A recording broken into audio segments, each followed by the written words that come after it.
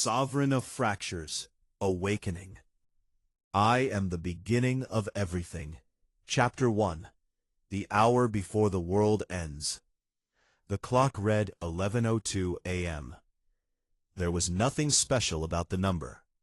No warning, no omen, no trembling in the air. Just a quiet, ordinary late morning, sunlight slipping through the window, dust floating lazily like it had all the time in the world. Li Ming stood still in the center of his room, breathing, waiting, remembering. The world hadn't ended yet, but he had already seen it end once. His gaze drifted to the mirror. A young man stared back, lean build, slightly pale, unremarkable in every possible way. The kind of face people forgot seconds after looking away. Black hair, slightly messy, eyes too calm for someone his age. Too calm for someone about to witness the collapse of reality. 20 years old, he murmured. Alive. Again. In his last life, Li Ming had been ordinary, painfully ordinary. His last name, Li, was common, too common. It didn't carry the weight of legends like Sun, or the legacy of emperors like Liu. When the spirit awakening came, the world had split into two kinds of people, those chosen by greatness and those crushed beneath it. Li Ming had been the second kind. He still remembered the moment his spirit awakened, not with glory, not with power, but with quiet disappointment. Li Xin, a historical general, brave, yes, skilled, certainly. But in a world where others summoned gods, demons, and mythological kings, Li Xin was nothing. Li Ming had trained, bled, fought for every scrap of progress, while others soared, while others dominated, while others rewrote the rules of existence itself.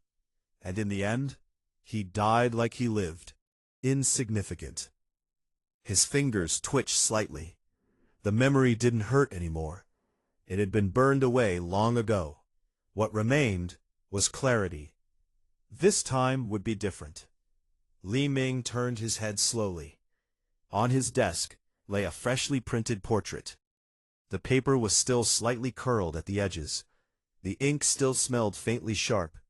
And on it, a figure, vast, indescribable, a being standing between heaven and earth, axe in hand, as if reality itself had been split open by his will.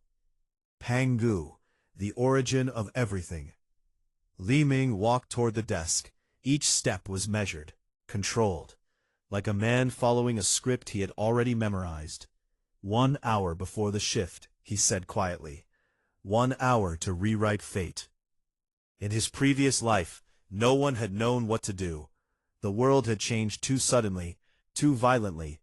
But later, much later, humanity discovered the truth. A loophole, a forbidden shortcut, a gamble. Blood binding. The method was simple, almost laughably simple. Take a portrait, spill your blood, acknowledge them, claim them. If accepted, you formed a connection. If rejected, you paid the price. Most never dared try, because the price was never clearly defined. Only one thing was certain. Rejection was worse than death. Li Ming picked up a small utility knife from the table. His expression didn't change, not even slightly. He pressed the blade against his finger, paused, not out of fear, but calculation. Compatibility, lineage, recognition, he whispered. In my last life, I didn't qualify. A faint smile appeared, cold, sharp. But this time, I don't need to. The blade slid across his skin, clean, precise. A bead of dark red blood formed instantly. Heavy, almost too heavy. Li Ming didn't hesitate. He let it fall. The drop of blood hit the portrait, right at the center, right where Pangu's heart should be. For a moment, nothing happened. Then the air changed. The room grew quiet, not silent, quiet, like the world itself had stepped back, watching. The blood didn't spread. It didn't soak into the paper. It stayed there, suspended, as if gravity had lost interest. Li Ming slowly exhaled. His heartbeat remained steady. But deep inside, something stirred. A pressure. Vast. Unfathomable. It didn't come from the outside. It came from everywhere. His vision blurred. Not from weakness, but from something pressing against his perception, trying to overwrite it. A presence, not alive, not dead. Something older than both. For the first time since waking up, Li Ming's expression changed. "So, you noticed." The blood on the portrait trembled. Then, it sank in. Not like liquid, like it had been accepted, consumed, recognized. A crack echoed. Not in the room, not in the building, but in something deeper. Li Ming looked up. The sky was splitting apart. Thin red lines tore across the blue like wounds. Slow at first, then violently expanding. A scream erupted somewhere in the distance. Then another, then dozens. The world had begun. Li Ming closed his eyes and felt it. Spiritual energy, raw, unfiltered, flooding into reality like a broken dam. His body reacted instantly, cells awakening, bones strengthening, blood accelerating. But beneath all of that, something else was happening. Something far more important. Inside him, something ancient was waking up. Not fully, not yet, but enough. A voice echoed, not in words, not in sound, but in authority. "You." Li Ming's lips curved slightly. "Me." The pressure increased, testing, measuring, and then it stopped. Not rejection, not acceptance. Li Ming opened his eyes. The sky outside had completely fractured. Shadows moved where they shouldn't. Screams filled the air. The old world was gone. And in its place, something ruthless had taken over. A faint translucent screen appeared before him. Spirit awakening system activated. Bloodline detected. Primary ancestral link, ? The name didn't appear. Li Ming stared at it, and for the first time, he smiled. Good, because even the system couldn't define what he had just awakened. Awakening progress, 1%. And far above, beyond the torn sky, something watched. Not with curiosity, not with interest, but with quiet inevitability. Chapter 2. The First Selection. The world didn't descend into chaos. It snapped into it. Li Ming stepped out of his apartment. The hallway smelled wrong. Not just blood, not just fear, something sour, like reality itself had begun rotting. A body lay slumped against the wall. Zhang Wei.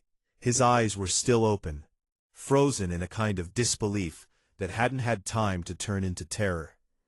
Half his torso was gone, not torn, not bitten, erased. Li Ming didn't stop walking. He stepped over the body without looking down again. Outside, the sky had completely fractured. Red fissures stretched across the clouds like veins, pulsing faintly. From those cracks, things were still falling. Not creatures, not exactly. Shadows with weight. Forms that hadn't decided what they wanted to be yet. Screams echoed across the city. Car crashes, explosions, prayers, all meaningless. Li Ming walked into it like he was stepping into familiar territory. Because he was. Inside his body, the awakening continued. Slow, heavy, measured. Awakening progress, 2%. Too slow, but acceptable. Most people would be panicking right now, trying to survive, trying to understand, trying to awaken. He was choosing his battlefield. His gaze scanned the street. Not for danger, for opportunity. There, a group of 5. Students, same age, Same uniform. One of them was already glowing faintly, spiritual energy leaking uncontrollably. A fresh awakener. Unstable. Perfect. Li Ming changed direction, walked toward them, calm, unhurried. They noticed him. Of course they did. He wasn't hiding. Li Ming, one of them shouted. Recognition. Relief. Pathetic. Thank God. Do you know what's happening? Li Ming stopped a few steps away, looked at them. Really looked. Fear levels, posture, energy flow, breathing patterns, weak. All of them. One girl clutched her head, trembling. I think I awakened something. Something's talking in my head. The glowing boy stepped forward, trying to act brave. More people means better chances. Li Ming tilted his head slightly. Why? The boy froze. What? Why? Li Ming repeated calmly. Would I lower my survival probability by grouping with liabilities? Silence. They didn't understand. Of course they didn't. The girl started crying. What's wrong with you? People are dying. Yes. His answer came instantly, flat, certain, and more will. Something shifted in the air, not outside, between them.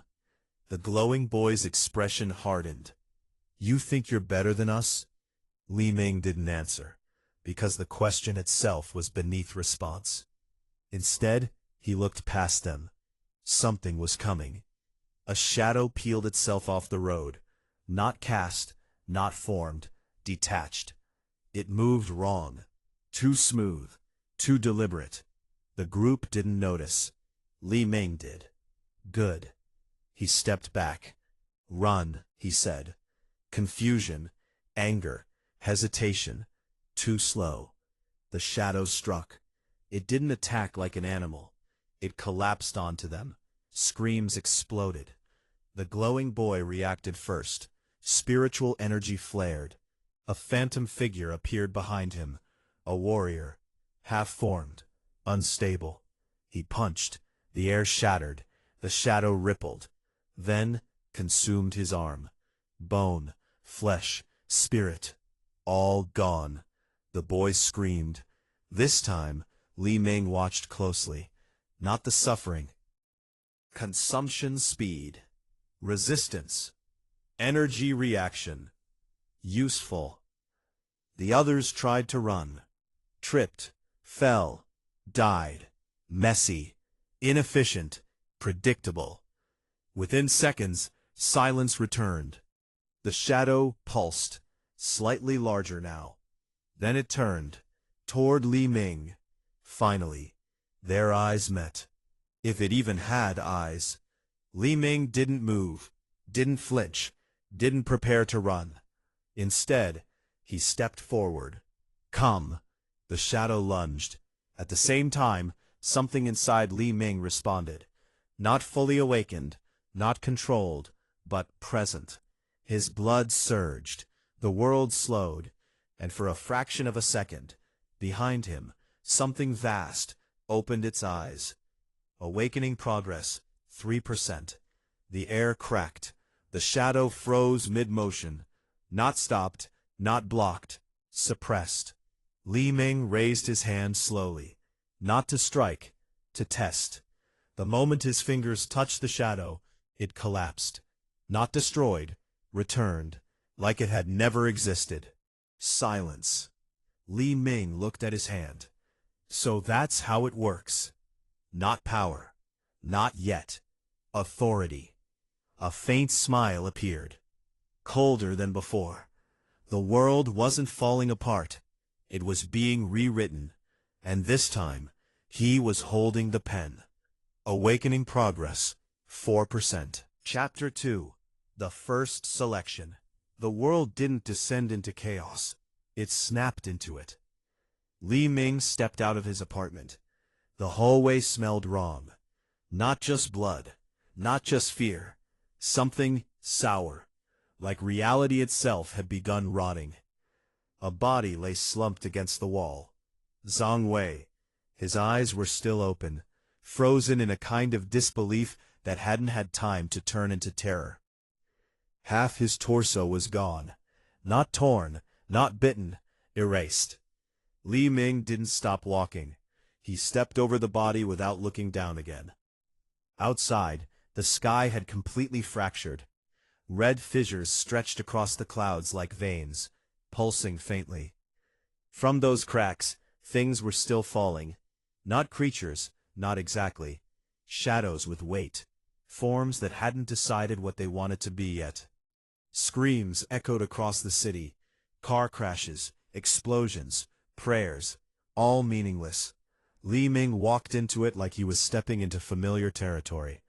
Because he was. Inside his body, the awakening continued.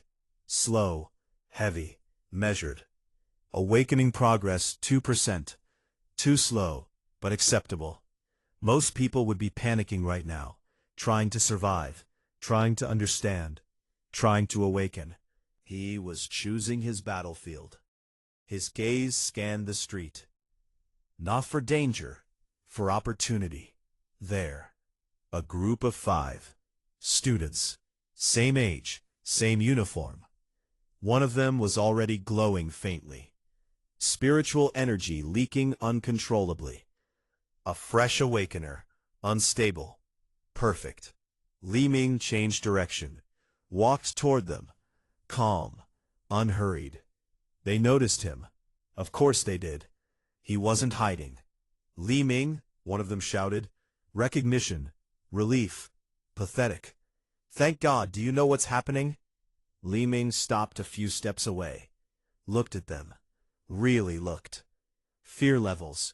Posture. Energy flow. Breathing patterns. Weak. All of them. One girl clutched her head, trembling. I think I awakened something. Something's talking in my head. The glowing boy stepped forward, trying to act brave. I think we should stick together. More people means better chances. Li Ming tilted his head slightly. Why? The boy froze. Why? Li Ming repeated calmly. Would I lower my survival probability by grouping with liabilities? Silence. They didn't understand. Of course they didn't. The girl started crying. What's wrong with you? People are dying. Yes. His answer came instantly. Flat. Certain. And more will. Something shifted in the air. Not outside, between them. The glowing boy's expression hardened. You think you're better than us? Li Ming didn't answer, because the question itself was beneath response. Instead, he looked past them. Something was coming. A shadow peeled itself off the road. Not cast, not formed, detached. It moved wrong. Too smooth, too deliberate. The group didn't notice. Li Ming did. Good. He stepped back. Run, he said. Confusion, anger, hesitation. Too slow. The shadow struck.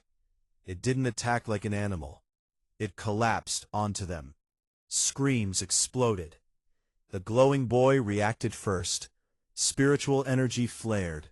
A phantom figure appeared behind him, a warrior, half-formed, unstable. He punched. The air shattered. The shadow rippled, then consumed his arm. Bone, flesh, spirit, all gone. The boy screamed. This time, Li Ming watched closely. Not the suffering, the process. Consumption speed. Resistance. Energy reaction. Useful. The others tried to run. Tripped. Fell. Died. Messy. Inefficient. Predictable. Within seconds, silence returned. The shadow pulsed, slightly larger now. Then it turned. Toward Li Ming. Finally, their eyes met, if it even had eyes. Li Ming didn't move, didn't flinch, didn't prepare to run. Instead, he stepped forward. Come. The shadow lunged. At the same time, something inside Li Ming responded. Not fully awakened, not controlled, but present. His blood surged, the world slowed, and for a fraction of a second, behind him, something vast opened its eyes. Awakening progress, 3%. The air cracked. The shadow froze mid-motion. Not stopped, not blocked, suppressed. Li Ming raised his hand slowly, not to strike, to test. A moment his fingers touched the shadow, it collapsed, not destroyed, returned, like it had never existed. Silence. Li Ming looked at his hand. So that's how it works. Not power, not yet, but authority. A faint smile appeared, colder than before. The world wasn't falling apart. It was being rewritten. And this time, he was holding the pen. Awakening progress, 4%. Chapter 3. The Memory of Death. The street was quiet again. Too quiet. Not the kind of silence that brought peace, the kind that came after something had fed. Li Ming stood alone. Around him, the remains of what used to be 5 living people were scattered across the cracked asphalt. Blood hadn't pooled the way it should have. It had been taken, consumed. Even the air felt thinner. He flexed his fingers slightly. There was no visible change, no aura, no overwhelming pressure like the others in his past life. But he could feel it. Deep inside, something had shifted. Awakening progress, 4%. Still slow, still restrained, but stable. That thing, he murmured. His gaze drifted to where the shadow had disappeared. No residue, no trace, as if it had been denied existence itself. Not destroyed, not overpowered, rejected. Li Ming's eyes darkened slightly. That wasn't normal, even for high-tier spirits. In his past life, he had seen monsters torn apart by summoned gods, cities flattened by awakened emperors, but nothing had ever simply been erased like that. Authority. The word settled heavily in his mind. Not strength, not energy. Control. Before he could think further, a sharp pain pierced through his skull. His vision flickered. The present shattered. Fire. The sky had been burning that day. Not red like now, but gold. A battlefield stretched endlessly. Mountains split open. Rivers boiled. The air itself screamed under the pressure of countless spirits clashing. Li Ming was there, kneeling. His armor was broken, his spear gone. Blood covered his hands, his own and others. Before him stood a figure, radiant, untouchable, a man surrounded by 5 phantom generals, each one carrying an aura strong enough to crush cities. Alu. Is that all? The man asked calmly.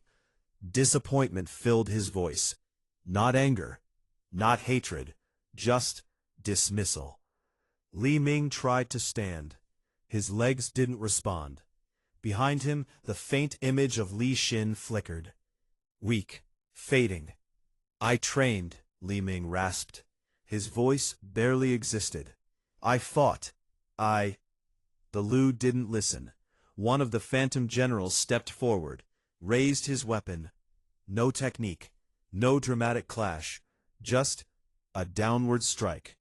Darkness. Present. Li Ming's eyes snapped open. His breathing hadn't changed, not even slightly, but his fingers tightened. That memory, that exact moment, he had replayed it countless times after death. Not because of pain, because of clarity. I was weak, he said quietly. Not angry, not bitter, just stating a fact. Gaze lifted slowly. This time, there was no hesitation. I won't be. The wind shifted. Someone was watching him. Not from afar. Close. Very close. Li Ming didn't turn immediately. Instead, he spoke. If you're going to observe, his voice was calm, flat. At least don't breathe so loudly. Silence. Then, a slow clap. Impressive. A voice, female, calm, amused. Across the street, standing on top of an overturned car, was a girl. Same age, same uniform, but nothing else about her was ordinary. She stood too relaxed, too composed, like someone who wasn't surprised by the end of the world, like someone who had been waiting for it. Her eyes met his, and in that moment, Li Ming understood. Not instinct, not guesswork, recognition. You remember? It wasn't a question. The girl smiled. Not bad, she said. Most people take longer to figure that out. The air between them changed. Not hostile, not friendly, measured. Variables. Unknown identity. Confirmed anomaly. Possible reborn individual. High threat potential. Conclusion. Do not underestimate. What's your name? She asked casually. Li Ming didn't answer. Instead, why reveal yourself?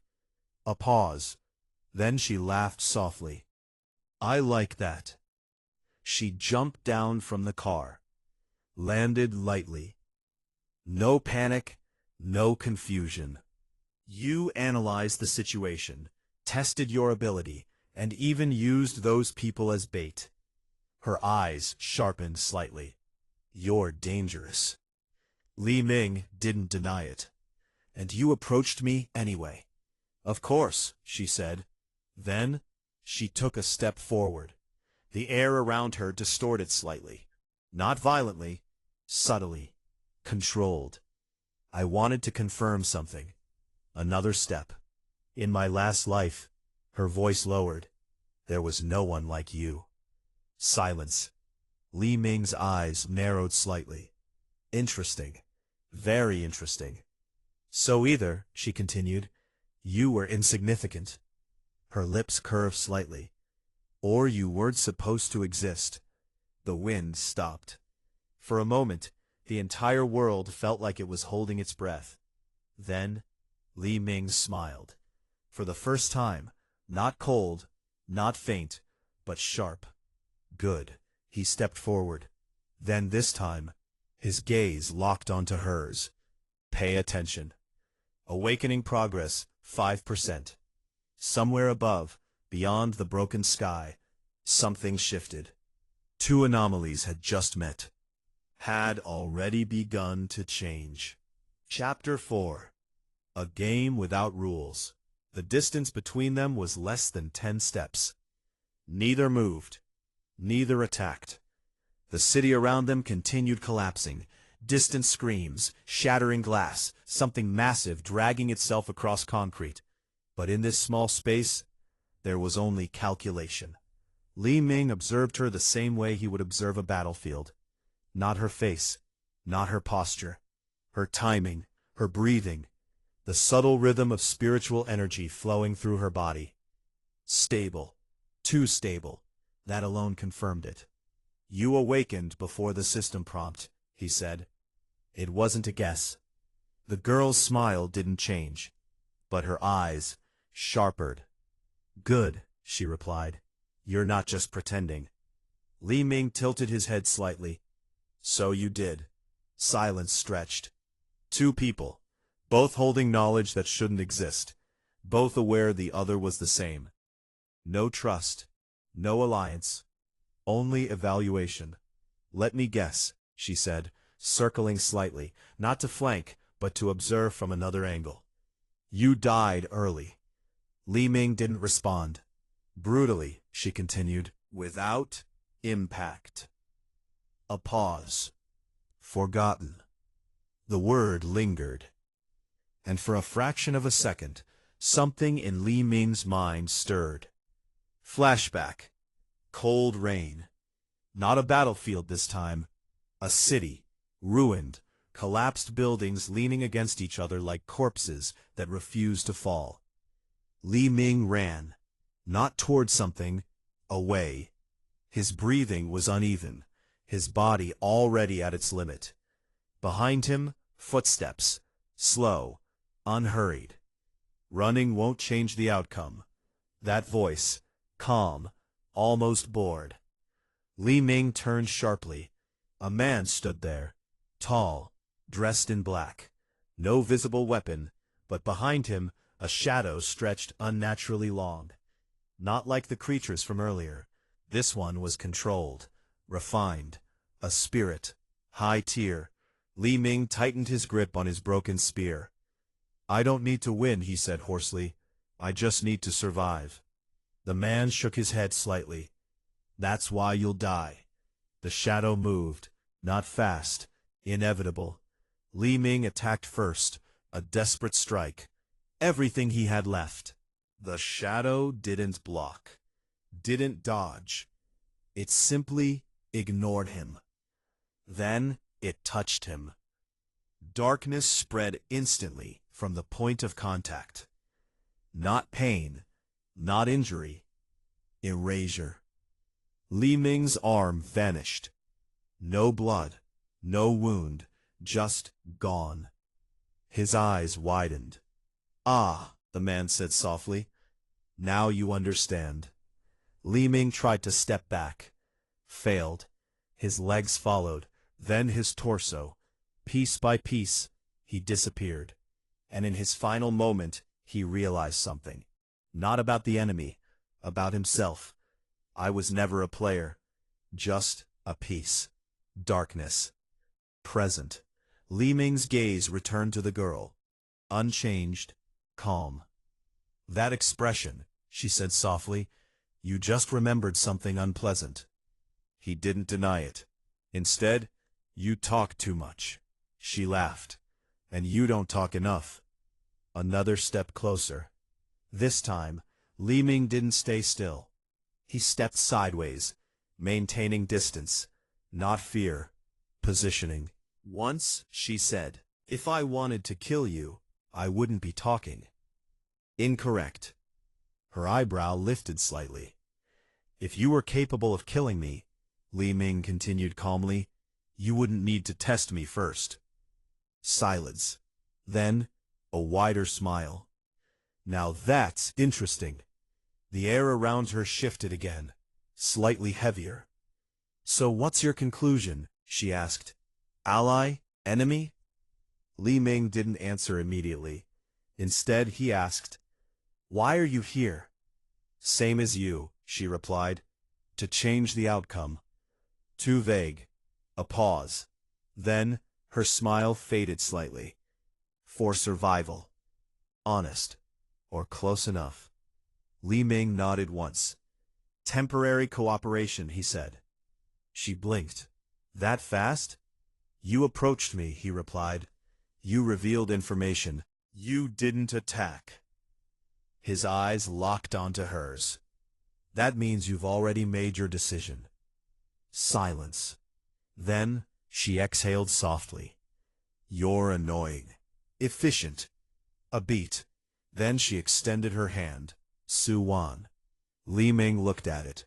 Didn't take it. Names had value. Power. Connection. But still. Li Ming. That was enough. Su-wan lowered her hand, unfazed. All right then, Li Ming. Her tone shifted slightly. More serious. Let's skip the basics. The wind picked up again. Distant screams grew louder.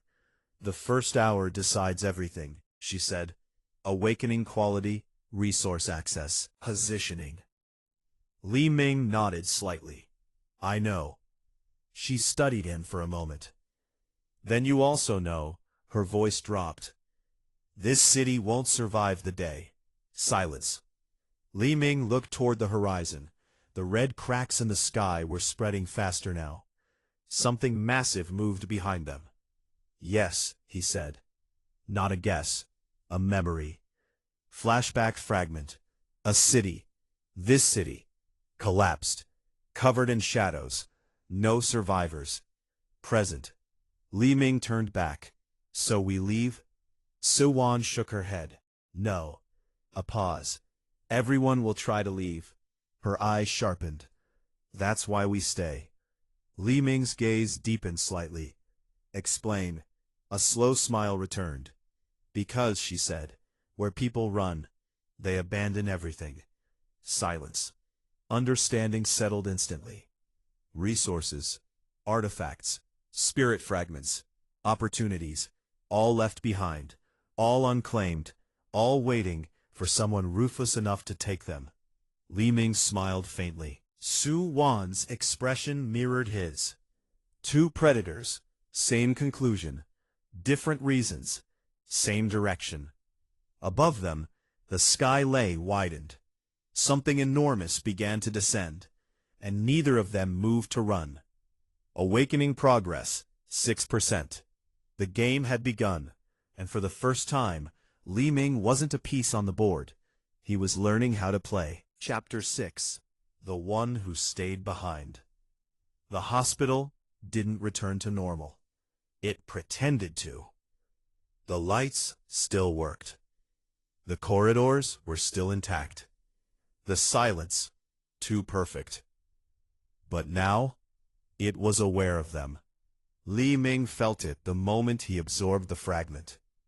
Not a presence like before. Not overwhelming. Focused. Like something had just opened its eyes and chosen not to blink. Su Wan stepped closer, her voice low. We triggered something. Obviously, Li Ming replied. She glanced at him, slightly irritated. You're very helpful. I'm accurate. A faint smile tugged at her lips, but her eyes stayed sharp. Then let's be accurate, she said. We leave now or go deeper? Li Ming didn't answer immediately. Instead, he looked down the corridor. Long, straight, dimly lit, and at the far end, darkness. Not the absence of light, something occupying it. Deeper, he said. Of course, Su Wan didn't argue. She had already expected that answer, because they were the same type of person.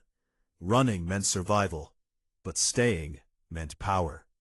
They walked, each step echoed, but not quite right. There was a delay, as if the sound had to travel through something before returning.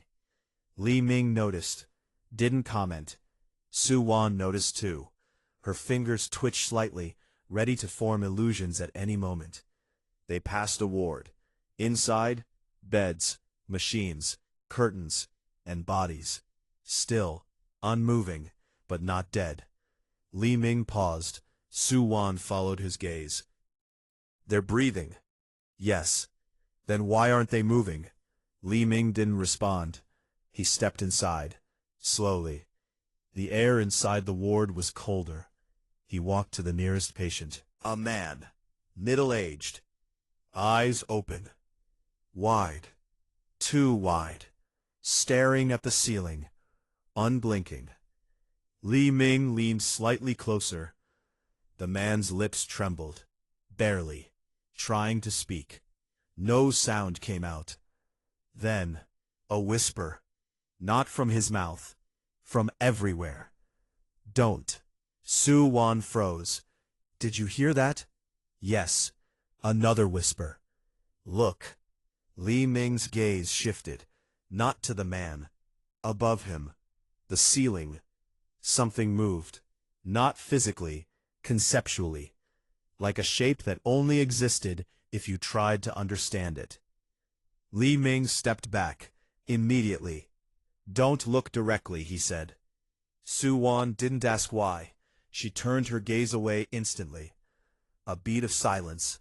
Then, the man on the bed screamed, not loud, not violently, but endlessly, a continuous broken sound, like his mind had snapped and couldn't stop falling. Li Ming walked out. Su Wan followed.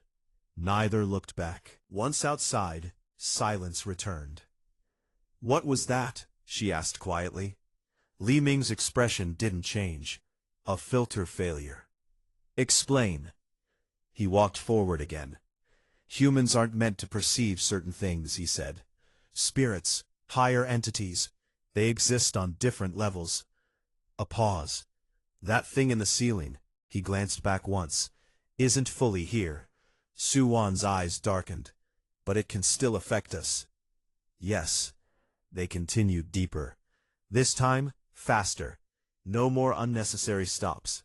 The hospital layout began to change. Less structured. Walls slightly off. Angles that didn't align properly. Doors where there shouldn't be doors. "It's warping space," Suwan said. Li Ming nodded. "Which means we're close." "Close to what?" They turned a corner and stopped. At the end of the hallway, a door. Old. Metal. With a small glass window. And behind that glass, darkness. Complete, but not empty.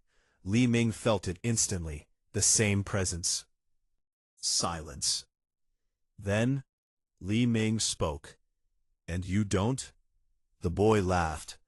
"Oh, I do." A pause. Then, his smile widened. "I just remember more than you." The air changed.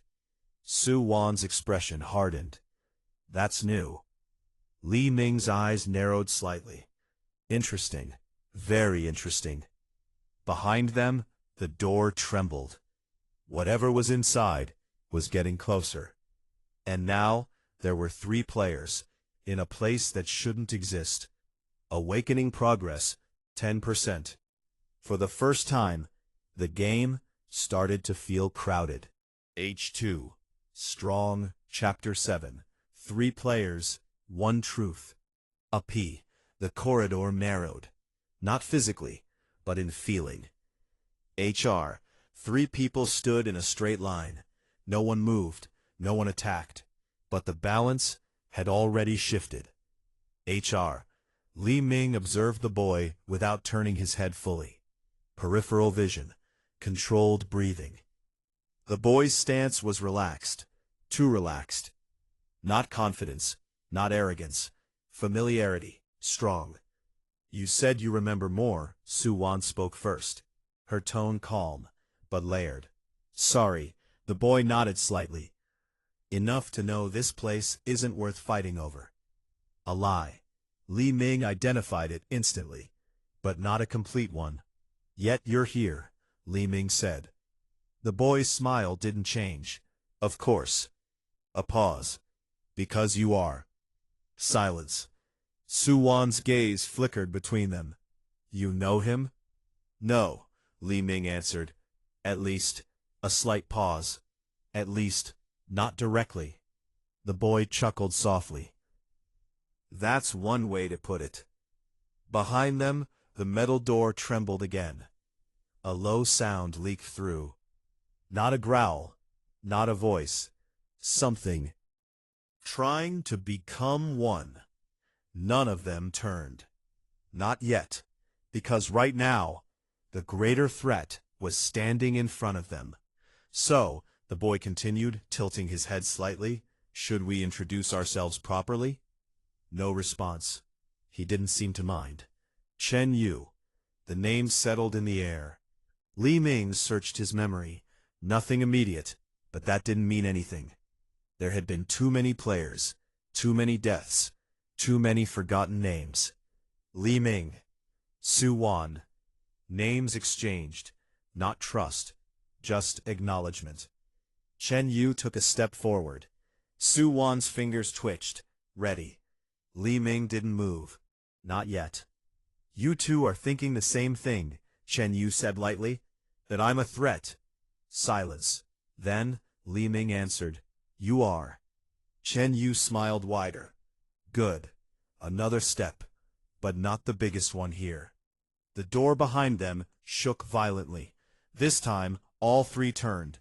A crack formed across the metal surface. Something pressed against it.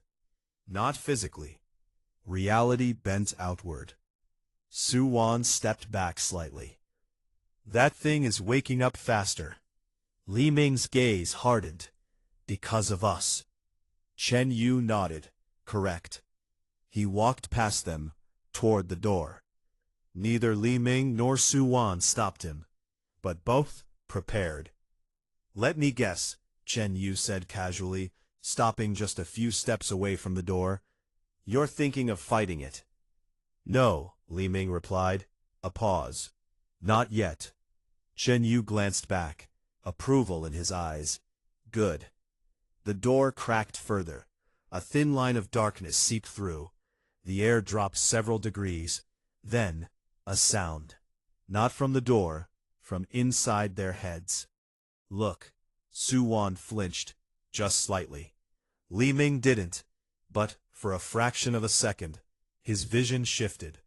The corridor was gone. Flashback. A campfire. Quiet. Too quiet.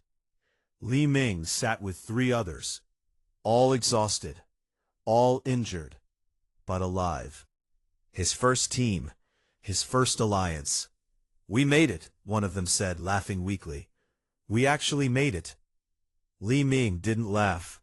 Didn't relax. Something felt wrong. "You're too tense," another said. "Relax. We survived." Survived. That word again. Li Ming looked at them, their faces, their eyes, and realized, too late. "You're not planning to share, are you?" Silence. Then, the one closest to him smiled. "We can't afford to." Li Ming moved instantly. Too late. A blade pierced his side, another his back. Spiritual energy surged, but not his. They had prepared, planned. "Don't blame us," one said quietly. "You're too cautious, and too weak." Li Ming fell. The fire flickered, and in that moment, lying there, bleeding, he understood. Trust was a mistake. Present. Li Ming's eyes refocused instantly. No hesitation. No delay. Chen Yu was watching him. Closely. "You saw something," Chen Yu said. Li Ming didn't answer.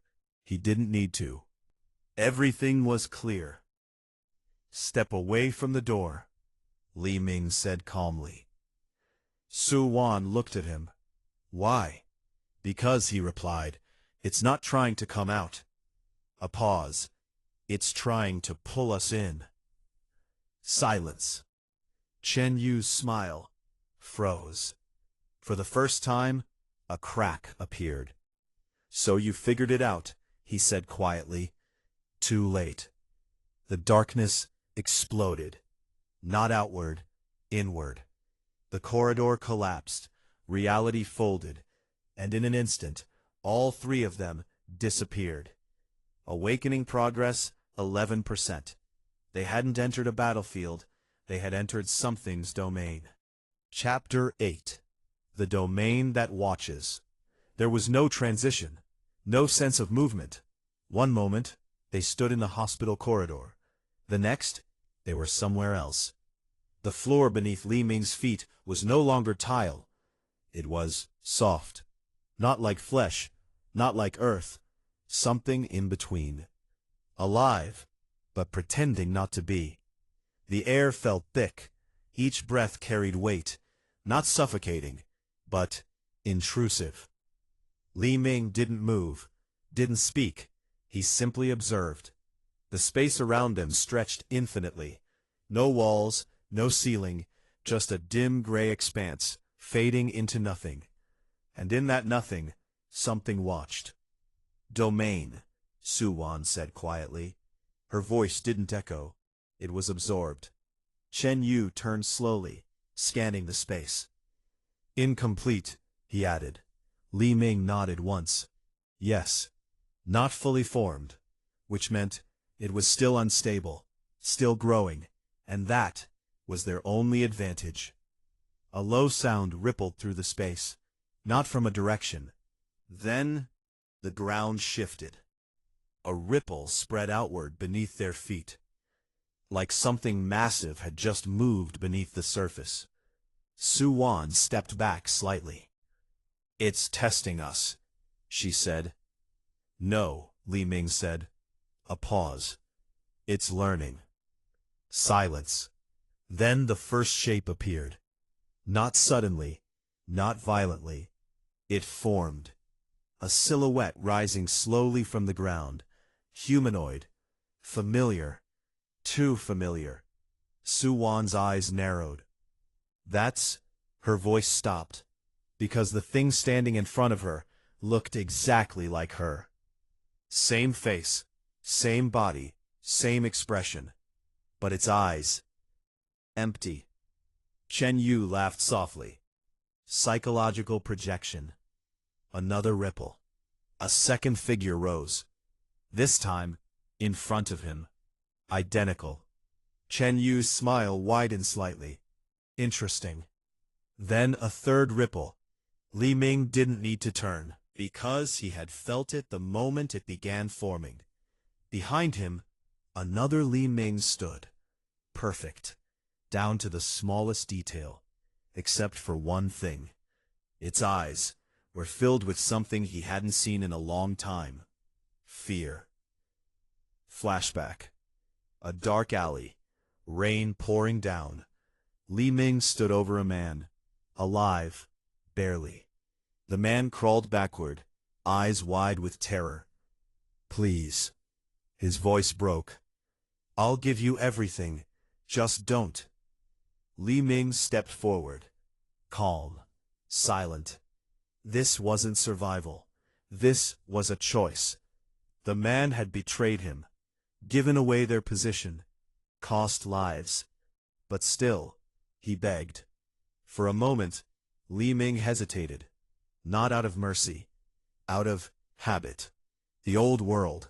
Old thinking. Then, he remembered. That world was gone. So, he raised his hand. And ended it. No anger. Just decision.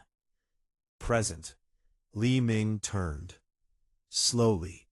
His reflection was still watching him. This is what you think of me, Li Ming said quietly. The reflection didn't respond. It trembled slightly. Afraid. Su Wan's voice cut in. Don't engage directly. It's bait. Chen Yu nodded. Agreed. But Li Ming didn't step back. Instead, he stepped forward. Toward his reflection. Li Ming, Su Wan said sharply. Wait. He didn't.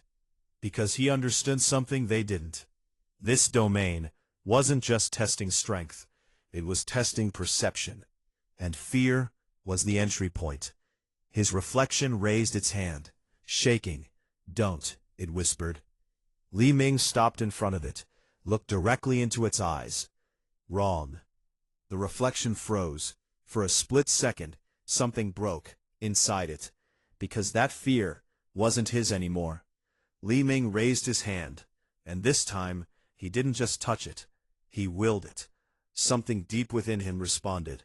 Not instinct, not reaction, control. The space around his hand distorted, and then, the reflection collapsed. Not violently. Quietly. Like it had been dismissed. Erased. Awakening progress, 13%. A shockwave rippled through the domain. Su Wan's and Chen Yu's reflections glitched, flickered. For a moment, they weren't stable anymore. Chen Yu's expression changed. You just interfered with the domain itself. Li Ming didn't look at him. I corrected it. The ground beneath them trembled violently. The space warped, collapsed. Something massive began to rise. Not a projection, not an illusion. The real thing. A shape beyond definition. Too large to fully see, too wrong to understand. And this time, it wasn't observing. It was reacting to Li Ming. Awakening progress 15%. For the first time, the domain felt threatened. Chapter 9.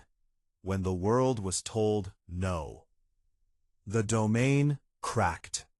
Not from the outside, from within. The gray expanse folded in on itself as if something too large had stood up too quickly inside a space that wasn't built to contain it. Su Wan stepped back, not out of fear, out of instinct. Chen Yu didn't move at all. But for the first time, his smile was gone.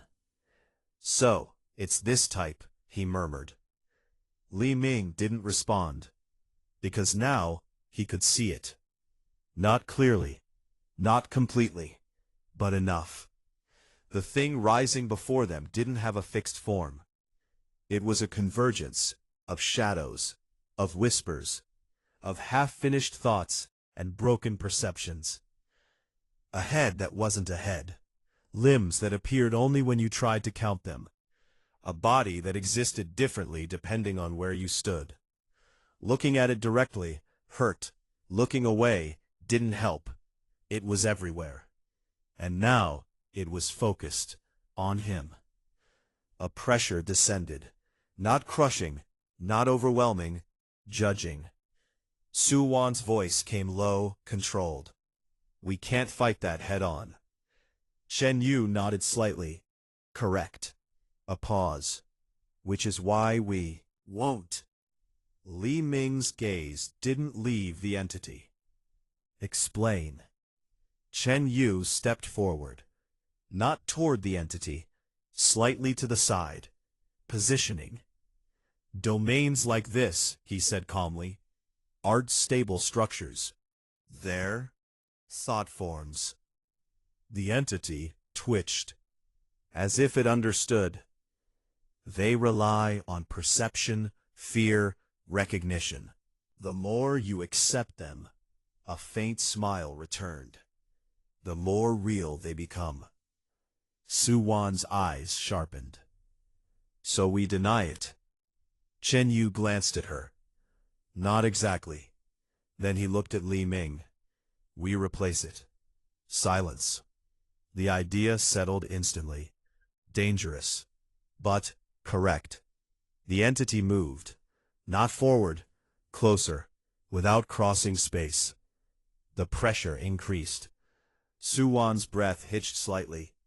Not fear, resistance. Her fingers rose again, illusions forming. This time, not copies of herself. The space around her fractured into layers, multiple realities overlapping, false positions, false movements, false outcomes.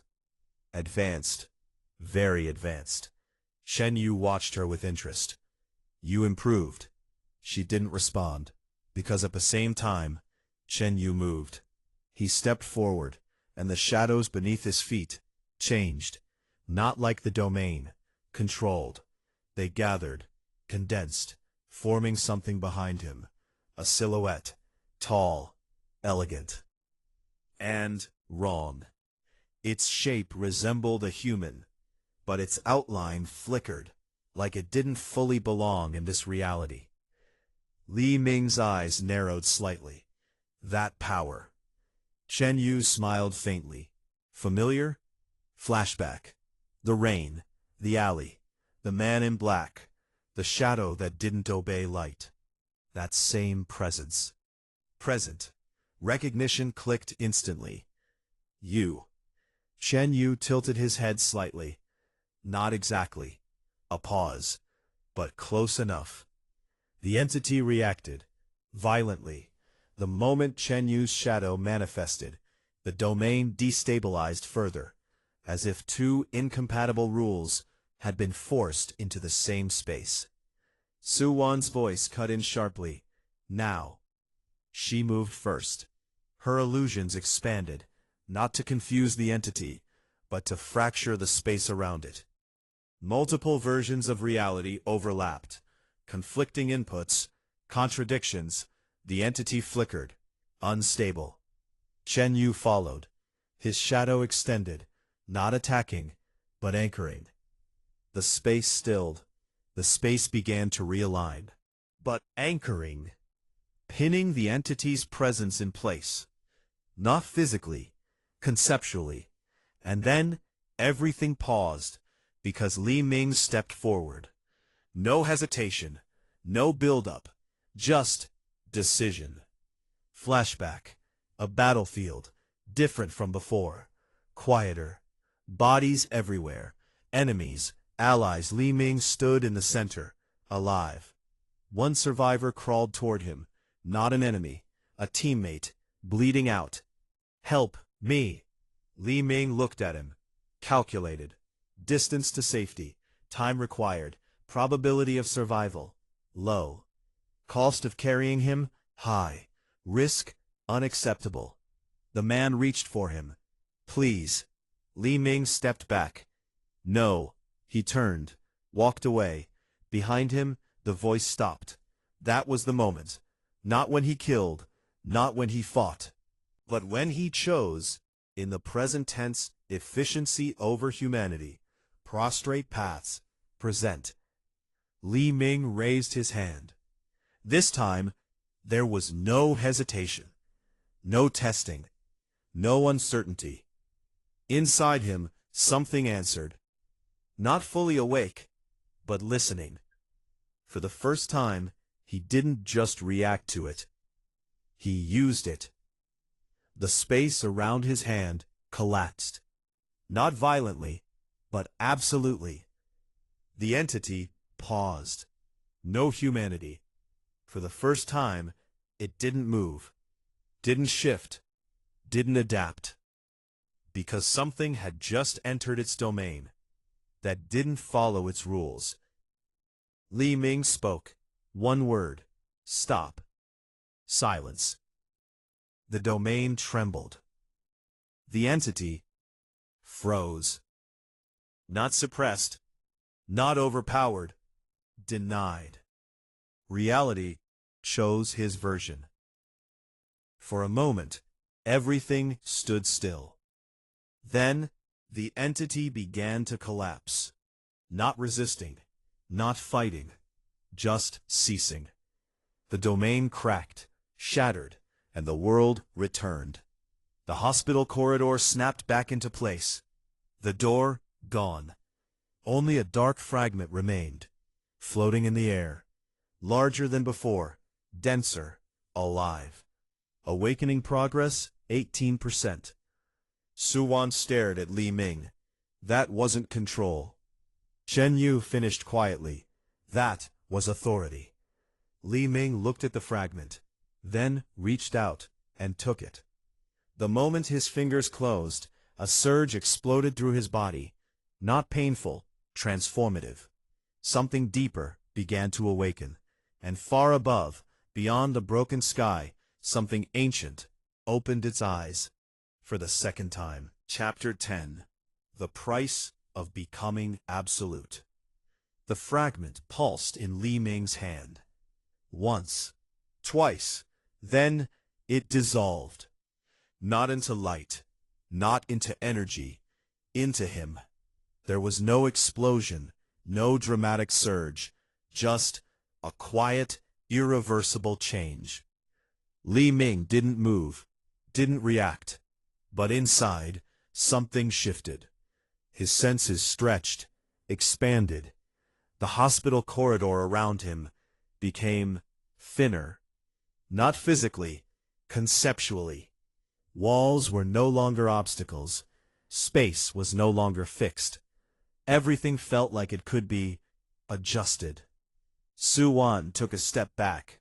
Her instincts screamed. Not danger, wrongness. Li Ming, she said slowly, what did you just do? He didn't answer immediately, because he was listening. Not to her, to something deeper. A voice, not sound, a presence, ancient, vast, and only barely awake. Pangu, Li Ming said quietly. The name wasn't spoken. It was acknowledged. The air around them trembled slightly. Chen Yu's eyes narrowed. So it's real. Li Ming looked at him. You doubted it? Chen Yu smiled faintly. I doubt everything. A pause. Then, until it proves useful. Suwan exhaled slowly, trying to steady herself. Then explain, she said. Because whatever just happened, she looked directly at Li Ming, wasn't normal awakening. No, Chen Yu said calmly. It wasn't. Silence. Then he stepped closer. Not cautiously, curiously. You didn't absorb that fragment, Chen Yu continued. You overrode it. Li Ming said nothing, because that was correct. The fragment hadn't merged with him. It had been rewritten. and in doing so, it had become part of his authority. Su-wan frowned. That shouldn't be possible. Chen Yu chuckled softly. Neither should a half-formed domain collapsing because someone said stop. A brief silence followed. Then, Chen Yu's expression changed slightly. Less amused, more serious. You've accelerated things, he said. Li Ming's gaze sharpened slightly. Explain. Chen Yu met his eyes, and for the first time, there was no misdirection, no playfulness, just truth. The timeline, he said, is no longer intact. Su-wan froze. What? Chen Yu didn't look at her. He was watching Li Ming. Events are shifting, he continued. Awakenings are happening earlier. Domains are forming faster. A pause. And stronger. Li Ming's mind moved instantly. Cause. Effect. Because of me. Chen Yu smiled faintly. Yes. Su-wan shook her head slightly. That doesn't make sense. One person can't. They can, Chen Yu cut in calmly. If they stand at the center. Silence. The implications settled heavily. Li Ming didn't deny it. Because he already understood.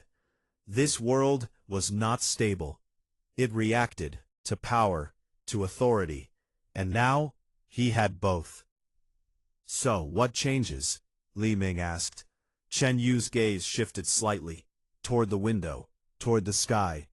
Still fractured, still bleeding. War, he said simply. Su-wan's eyes widened slightly. Already? Chen Yu nodded once. Not officially, but the foundations are moving. He turned back to Li Ming. In the original timeline, a slight pause, you wouldn't have mattered yet. No insult, just fact. But now, Chen Yu's smile returned. You're a variable no one accounted for. Li Ming absorbed that quietly. A variable. Good and broken systems were easier to control. Su-wan crossed her arms. Then we need to prepare. Chen Yu tilted his head slightly. We? A small pause. Then, Su-wan didn't look away. Yes. Chen Yu chuckled. Careful. He glanced at Li Ming. You might regret choosing sides this early. Su-wan's voice remained steady. I'm not choosing a side. A brief pause. I'm choosing survival. Silence. Then, Li Ming spoke. Wrong. Both of them looked at him. You're choosing proximity. Su-wan's eyes narrowed slightly. To you? Li Ming didn't answer. He didn't need to, because the truth was obvious. Power attracted, and right now, he was the center of it. But something else was changing, subtly. Inside him, the presence of Pangu was no longer distant, no longer quiet. It wasn't speaking, but it was awake. Not fully, but enough. And with that awakening came something else. Emotion, or the absence of it. Li Ming looked at his hand, flexed his fingers slowly. There was no tremor, no hesitation, but also no feeling, not physical. Something deeper, a disconnect, like a part of him had been removed or replaced. So this is the cost, he murmured. Chen Yu heard it, and smiled faintly. Of course there's a cost. He turned, beginning to walk down the corridor. Power always demands something. A pause.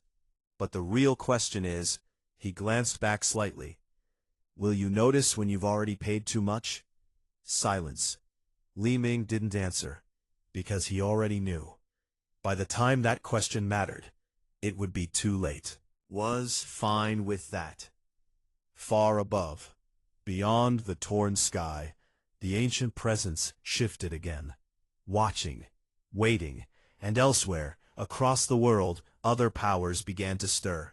Names long forgotten, myths long buried, all beginning to awaken.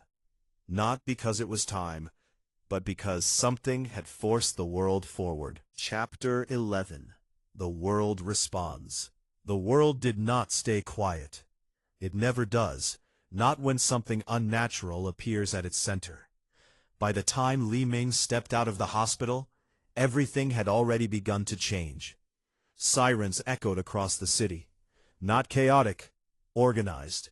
Military vehicles blocked off entire streets. Armed personnel moved in coordinated formations. And above, drones, watching everything. Su Wan glanced around, her expression tightening slightly.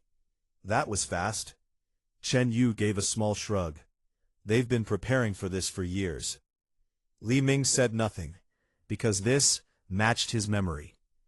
The moment the Spirit Awakening era began, governments didn't collapse, they adapted, fast, especially here, in Dragon Nation, where myths weren't just stories, they were legacy. A convoy stopped in front of them. Doors opened. Uniformed individuals stepped out, not ordinary soldiers. Their presence was different, sharper, awakened. At the front, a man in his 40s, measured. His eyes landed directly on Li Ming. Not Su Wan, not Chen Yu. Li Ming. You caused the disturbance, the man said, not a question. Li Ming met his gaze. Yes. No hesitation, no denial. The man studied him for a moment, then nodded slightly. Good. Su Wan blinked. The man ignored her. Come with us, he said. Chen Yu chuckled softly. And if we don't? The air shifted. The awakened soldiers behind the man moved. Subtly, not aggressive, but ready. The man's voice remained calm. You will. Not arrogance. Certainty. Li Ming stepped forward. I'll go. Su Wan looked at him. Just like that? Li Ming didn't look back. They're useful, simple, direct. Chen Yu laughed quietly, and just like that, they followed. Inside the moving convoy, the vehicle was silent, reinforced, isolated. The man sat across from them. Director Han, he introduced. No rank given. Didn't need one. Special Operations Division. Chen Yu tilted his head slightly. Government? Or something above it? A faint smile. Both. Silence settled again. Then, Director Han spoke. You're not ordinary awakeners. Another statement. Su Wan crossed her arms. That obvious? Yes. His gaze shifted to Li Ming. Especially you. A pause. Your energy signature. He stopped. For a moment, even he didn't seem sure how to describe it. Doesn't behave normally. Li Ming said nothing, because again, correct. Chen Yu leaned back slightly. So what do you want? Director Han didn't hesitate. Straightforward. We're forming a unit. Early response. High risk. High priority. His eyes locked onto Li Ming. And you're exactly what we need. Su Wan frowned slightly. And if we refuse? Director Han's expression didn't change. You won't. A pause. Then, for now, cooperation benefits you more than independence. Honest. That made it more dangerous. Li Ming finally spoke. And in return? Director Han didn't smile. Resources, information, and access to things others won't even know exist. Silence. Then, Li Ming nodded once. Fine. Decision made. No negotiation. Because he already knew this was optimal. For now. Chen Yu exhaled softly. Well, that was quick. Su Wan shook her head slightly. You don't hesitate at all, do you? Li Ming looked at her. No, because hesitation was weakness, and weakness was something they could not afford now. Got you killed. Elsewhere, beyond Dragon Nation, the sky split open, again, but this time not above them, far away, in another land, a different continent, a different history. Flames erupted into the sky, not red, gold, Lightning followed, not natural, divine. At the center of it, a figure stood, tall, radiant, wrapped in power that demanded submission. People around him dropped to their knees, not by force, by instinct. The man raised his hand, and the storm answered. A voice echoed, deep, ancient, not Chinese, not Eastern, something else. Zeus. The name spread like thunder, and with it came authority, not subtle, not quiet, overwhelming. Eyes flicked upward slightly. Then he smiled. There it is. Su Wan frowned. What? Chen Yu looked at Li Ming. Our first problem. Li Ming's gaze remained steady. Not a problem. A pause. A target. Silence. Then Chen Yu laughed. Now it's interesting. Flashback. A battlefield. Not his first, but the one that mattered. Li Ming stood across from an opponent. Not stronger, not faster, but superior. A top-tier spirit. The gap wasn't skill. It wasn't effort. It was origin. Li Ming attacked. Everything he had. Perfect execution. Flawless timing. And it didn't matter. He was crushed. Effortlessly. Like an ant. That moment burned into him the truth. Hard work was meaningless without power. Present Li Ming closed his eyes briefly, then opened them. Calm. Cold. Not again. This time, he wouldn't be the one beneath, no matter what stood above him. God, myth, or the world itself. H2, Chapter 12, The Place Where Monsters Gather. Strong. The convoy didn't stop within the city. It passed through it. Past the crowded streets. Past the checkpoints. And into somewhere quieter. Isolated. Hidden. High walls rose into view. Reinforced steel layered with something else. Something that felt different. Energy. Su Wan narrowed her eyes slightly. Barrier. Director Han nodded. Prevents detection. Containment, if necessary. Chen Yu chuckled softly. Containment? His gaze flicked briefly toward Li Ming. Ambitious. The gates opened, and what lay beyond was not what they expected. It wasn't just a facility. It was a city. The Awakener base, buildings stretched across a massive compound. Training grounds, simulation arenas, research divisions, living quarters. Everywhere, Awakeners. Some sparring, some meditating, some simply standing, radiating power. Su Wan exhaled slowly. So many. Director Han spoke calmly. This is only one branch. Silence. Chen Yu smiled. Now I'm impressed. Li Ming observed everything. Movement patterns, energy signatures, hierarchy, weak, average, above average, and then a few. Different. Not many, but enough. Those are the top candidates, he said. Early Awakeners. High compatibility. A pause. They'll be your peers. Li Ming's expression didn't change. They're not. Director Han didn't respond. But he didn't disagree either. Inside the central hall, they were led into a large chamber.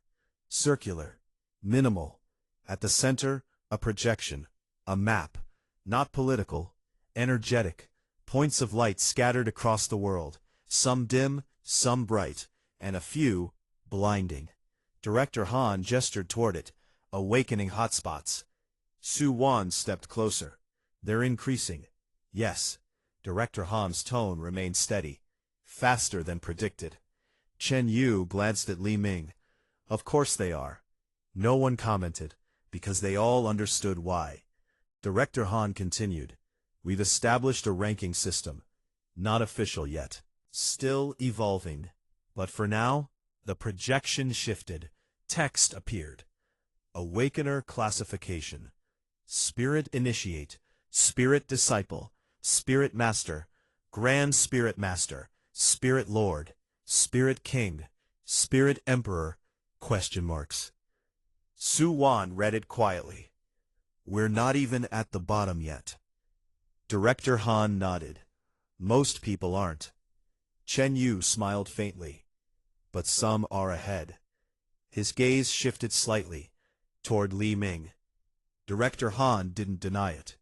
You're already beyond standard metrics, which makes you valuable. A pause. Which makes you valuable. Li Ming's response was immediate and dangerous. Director Han met his eyes. Yes. Silence. Then, the doors opened, and the room changed. Not physically, atmospherically. Something entered. Heavy. Commanding. Su Wan turned first, then froze. You feel that? Chen Yu's smile widened slightly. Ah. Li Ming didn't turn immediately, because he already knew. That presence wasn't unfamiliar. The rival appears, 7. Slow, confident. A man walked in, tall, composed. Golden arcs of lightning danced faintly across his skin. His eyes glowed, not metaphorically, literally, and the moment he stepped into the room, the projection flickered. Energy disrupted, authority clashed. So, the man said calmly, his voice carried weight. You're the one. No introduction, no hesitation. His gaze locked onto Li Ming, direct, challenging. Li Ming finally turned. Their eyes met, and for the first time, the air between two awakeners cracked. Not physically, conceptually. Two forces, two origins, two paths, colliding.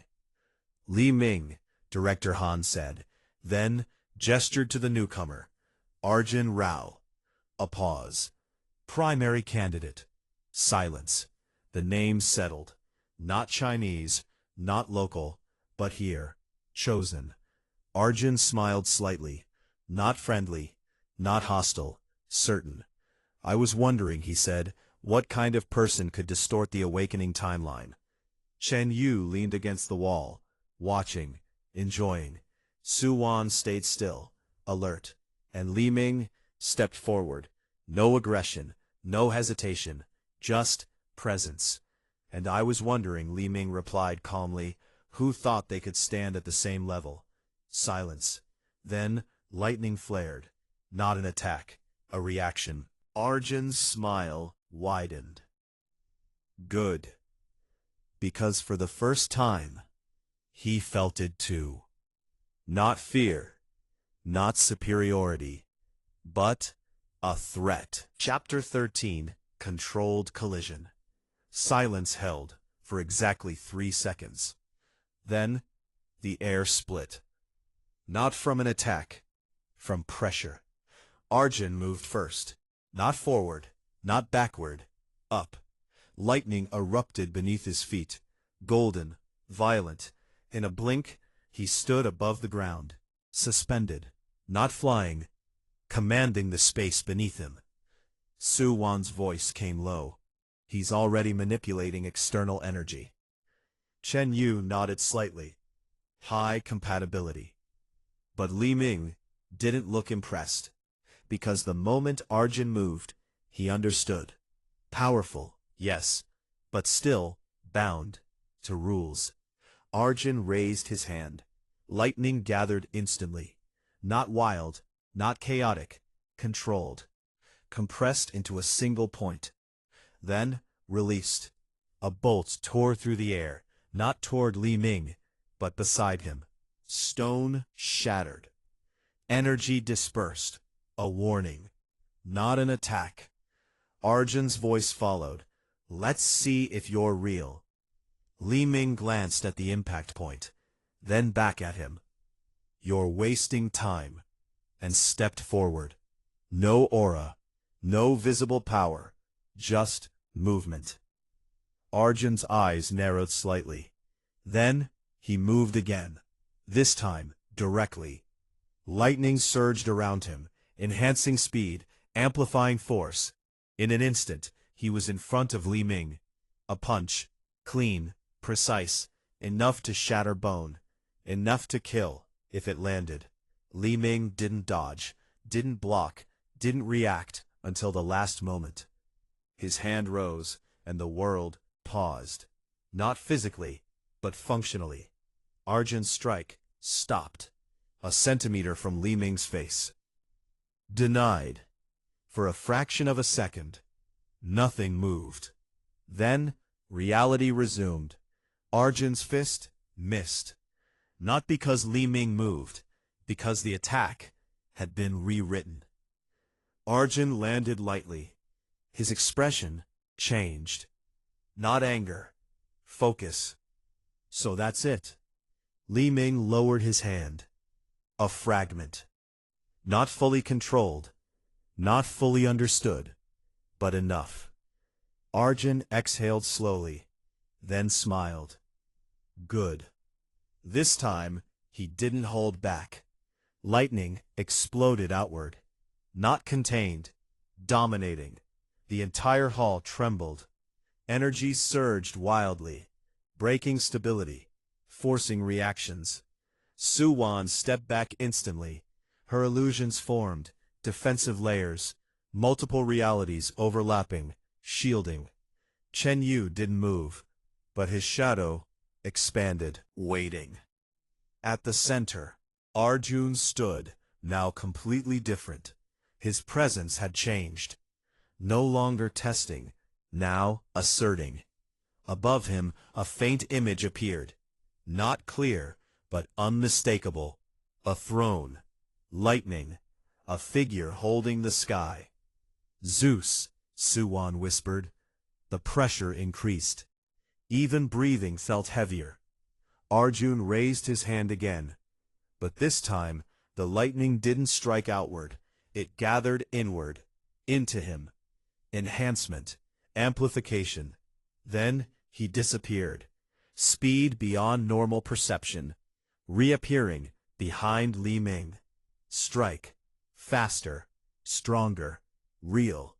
Li Ming's eyes shifted slightly, and for the first time, he didn't simply deny. He responded. His hand moved, not to block, but to interfere. The space around Arjun's strike warped. Not enough to stop it, but enough to change it. The punch grazed past. Close. Too close. A strand of Li Ming's hair fell, cut cleanly. Arjun landed again. Now, fully serious. You're not invincible. Li Ming looked at the fallen strand.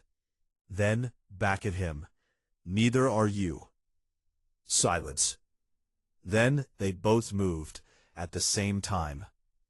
Arjun, lightning erupting. Li Ming, space distorting. They collided, and the hall shattered. Not physically, conceptually. Reality flickered. Rules overlapped. Contradictions formed. Lightning met authority. Force met denial. And for a moment, neither dominated. Observers. Across the hall, other awakened individuals watched. Some shocked. Some afraid. Calculating. Monsters, someone whispered. Not insult. Recognition. Director Han stood still. Unintervening, watching carefully. Because this was necessary. To understand what they had just brought together. Clash peak. Arjun's lightning surged again. Stronger, wilder, pushing beyond control. Li Ming's hand rose, again, but this time, something different happened. Inside him, Pangu's presence stirred. Not passively, actively. The authority deepened, expanded, not just denying, defining. For a split second, the space around them changed. Not distorted, owned. Arjun felt it instantly, and for the first time, his movement slowed. Not by force, by resistance, by something that said, "This is not yours." His eyes widened slightly. "What?" Then it stopped, not because Li Ming couldn't continue, but because he chose not to. The pressure vanished, the lightning dissipated, silence returned. Both stood still, breathing steady, uninjured, unfinished. Director Han stepped forward. "That's enough." Authority. Not stronger, but recognized. Neither of them moved, for a moment. Then, Arjun exhaled, lightning fading. "Next time," he said quietly. Li Ming turned away. "You'll lose." "No arrogance, just inevitability."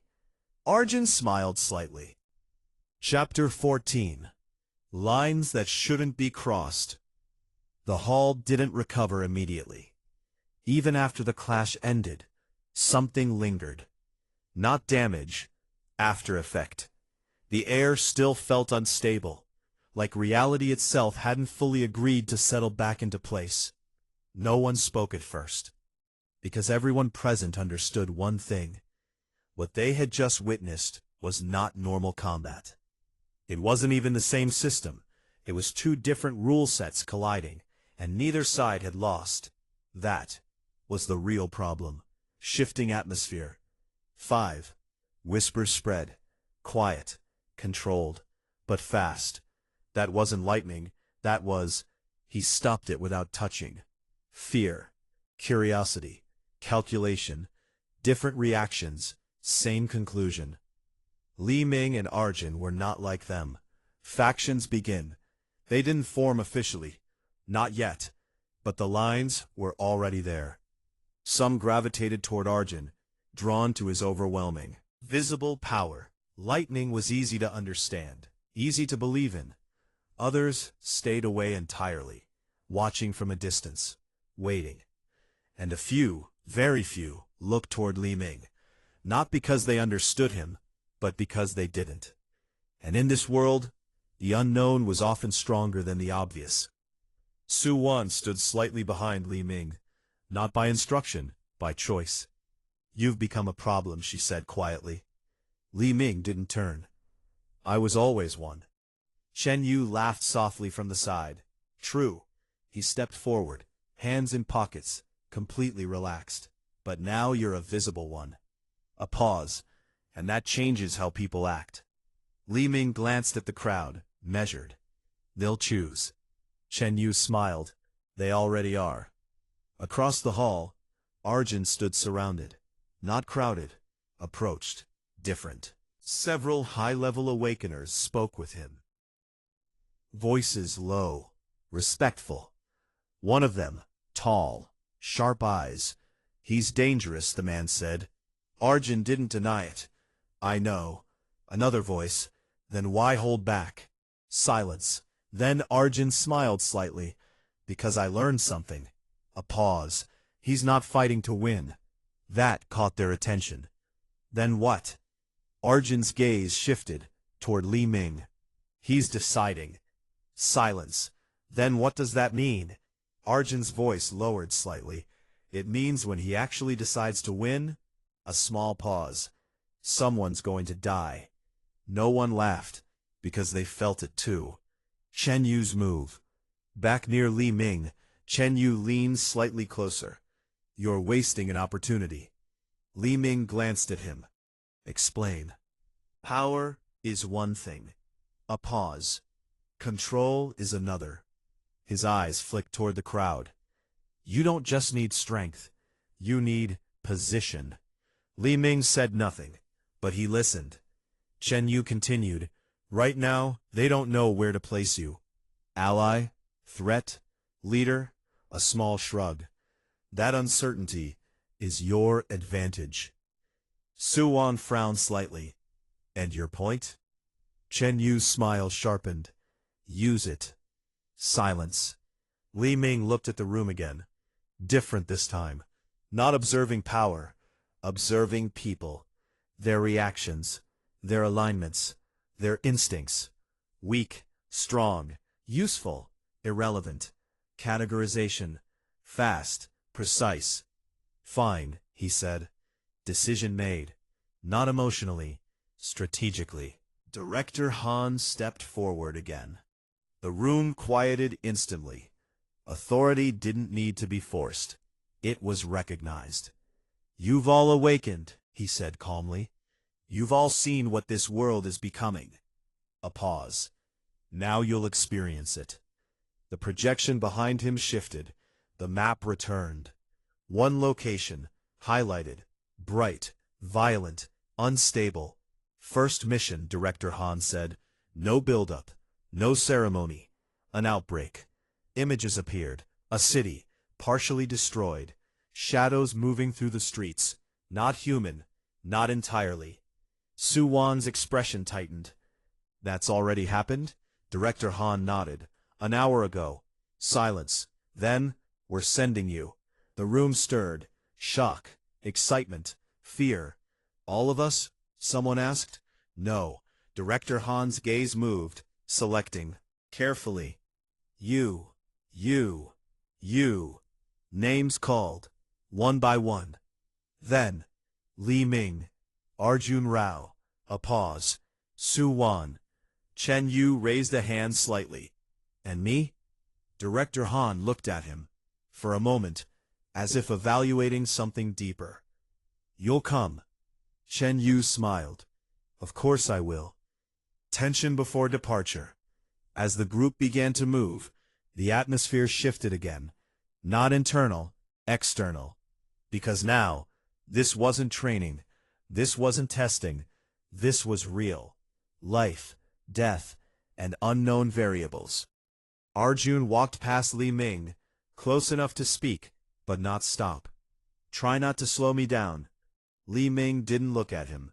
"Try not to die." A pause. Then, Arjun laughed. HR. H3. Strong moment. As they exited the hall, Chen Yu fell into step beside Li Ming. "This is where it starts," he said quietly. Li Ming didn't ask what he meant, because he already knew. Not the mission, not the fight, but everything that followed. Wars, alliances, betrayals, and above all, ascension. Li Ming looked ahead, eyes calm, mind clear. Good. Because this time, he wouldn't climb slowly. He would rise and take everything. HR. Chapter 15. The City That Was Already Dead. They arrived before the sun could rise, not by road, by air. The transport aircraft cut through the fractured sky, silent, fast, efficient. Below, the city waited. The battlefield, 7. It should have been alive. Lights, noise, people. Instead, nothing. No movement, no sound. Just stillness. Too still. Suwan stood near the edge of the open hatch, looking down. There's no evacuation pattern. Chen Yu leaned beside her, hands in pockets. Because there was no evacuation. Silence. That meant one thing. They were too late. Director Han's voice came through the comms. Objective containment and elimination. No rescue. No survivors. Just cleanup. Li Ming didn't react, because this was familiar. Too familiar. Flashback. A smaller town.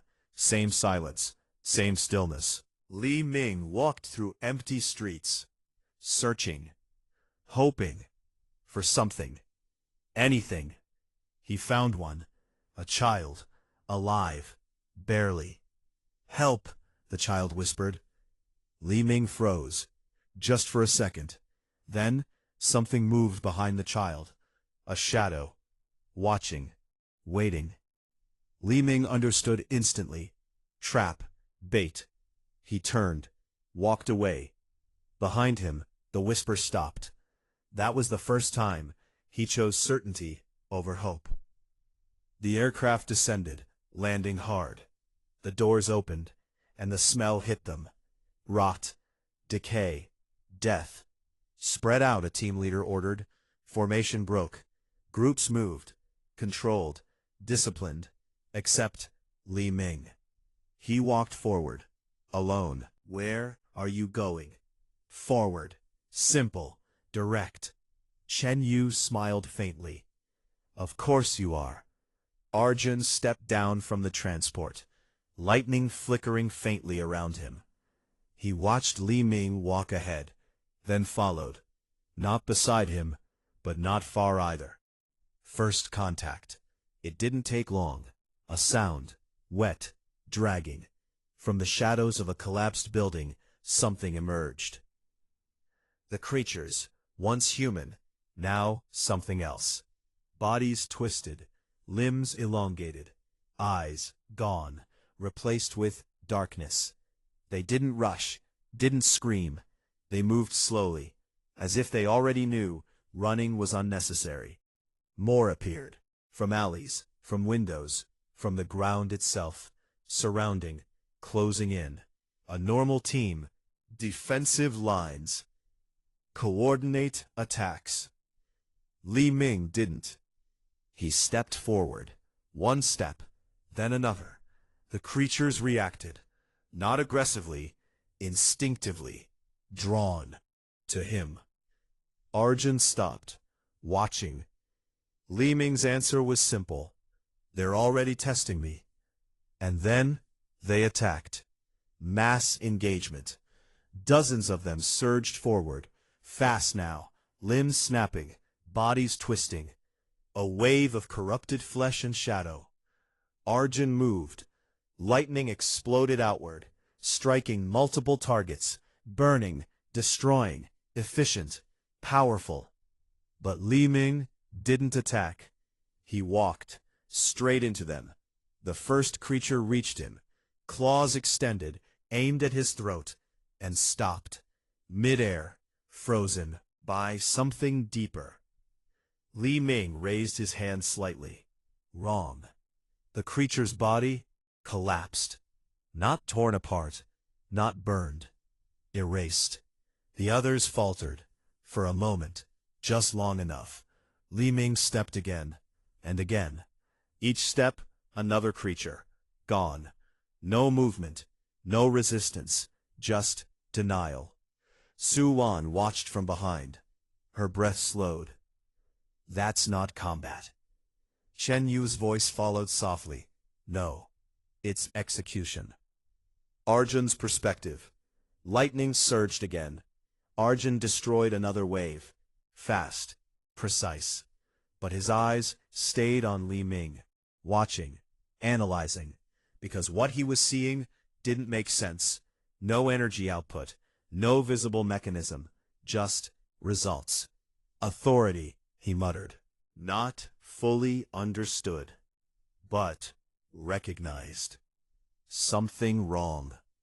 Then, everything stopped. Not because the creatures were gone, because they all froze. At once. Mid-movement, mid-attack, still. Li Ming stopped walking. His eyes shifted slightly. This isn't an outbreak. Chen Yu's smile faded. No. A pause. It's a nest.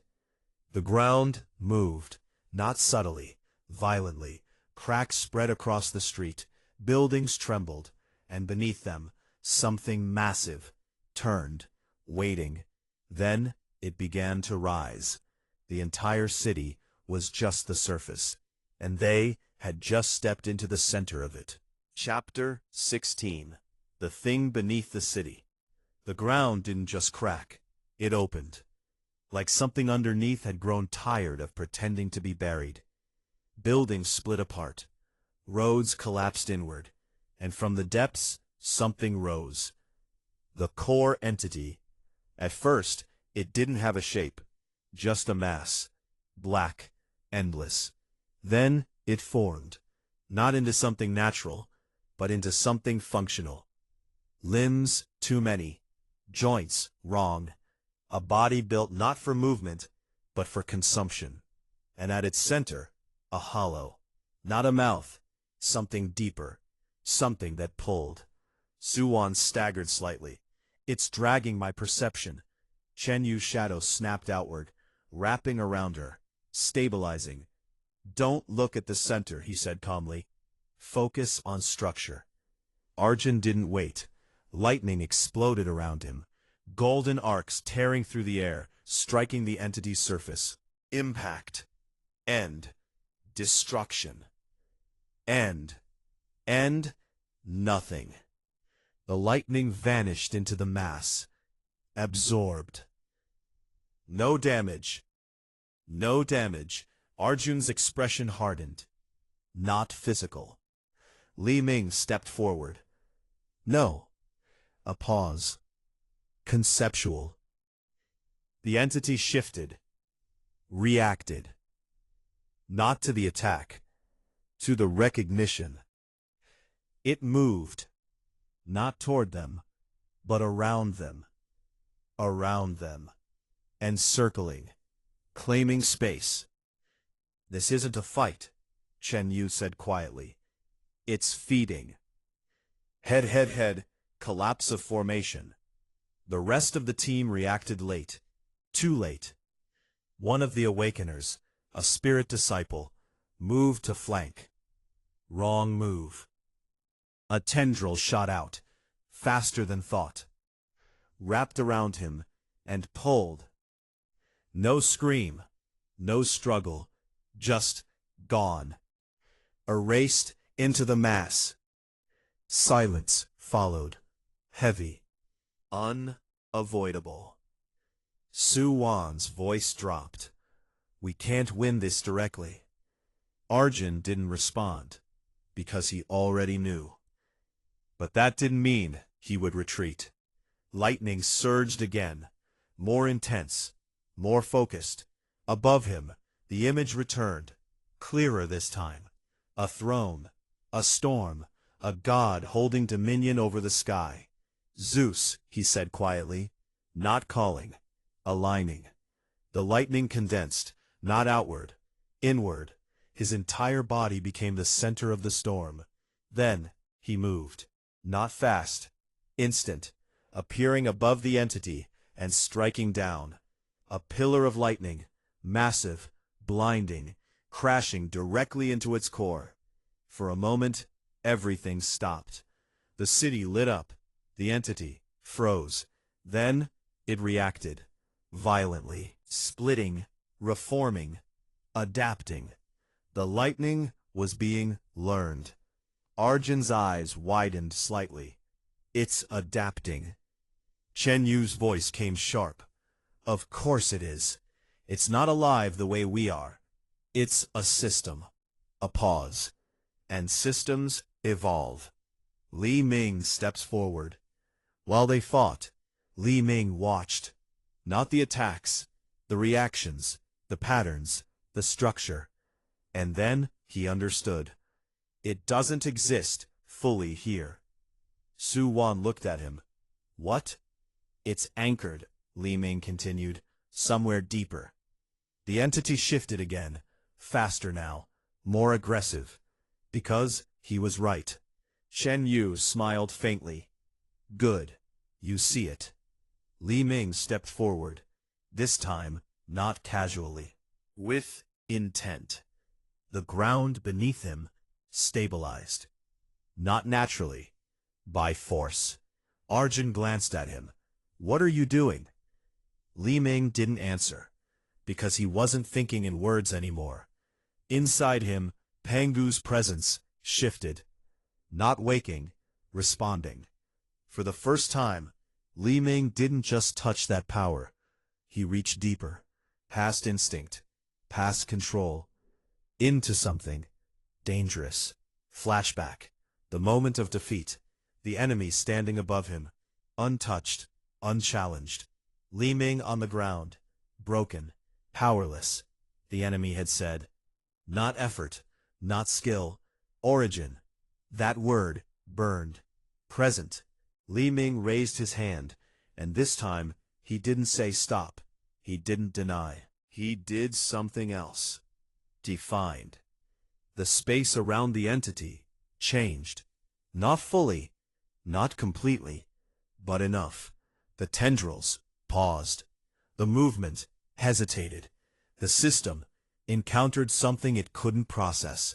A rule that didn't belong. Arjun felt it instantly. What did you just... Now, Li Ming said. Simple. Absolute. Arjun didn't hesitate. Lightning surged again, stronger than before. Because now, there was resistance. A target. Something that could be hit. The strike landed. This time, it mattered.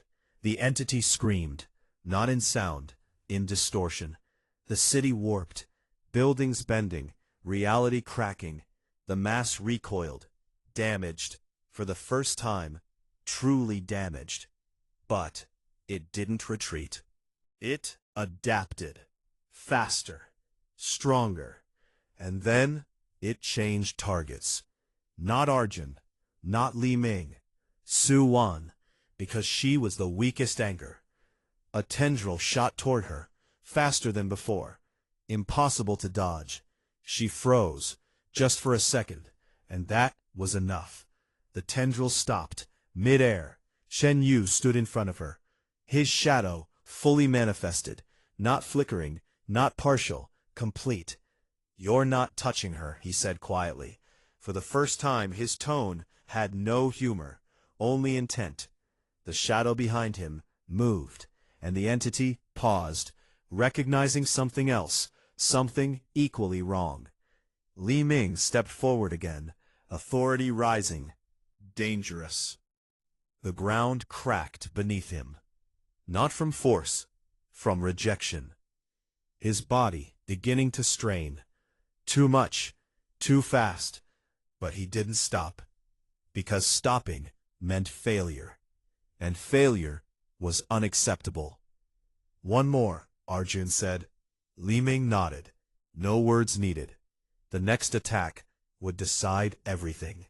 H2, Chapter 17, The Price of Definition. The next move would decide everything. Not victory. Not survival. Not everything. Everything. The city was already breaking. Buildings leaned at impossible angles. Space warped, like reality itself was trying to escape. At the center of it, the entity screamed. Not in sound, but in distortion. It had been hurt, and now it understood. H3, the shift. 6. Its body changed. No, it refined. The chaotic mass compressed, limbs restructured, forms stabilized. What had been endless became focused. And that was worse. That was worse. Arjun muttered. It's optimizing, Shen Yu muttered.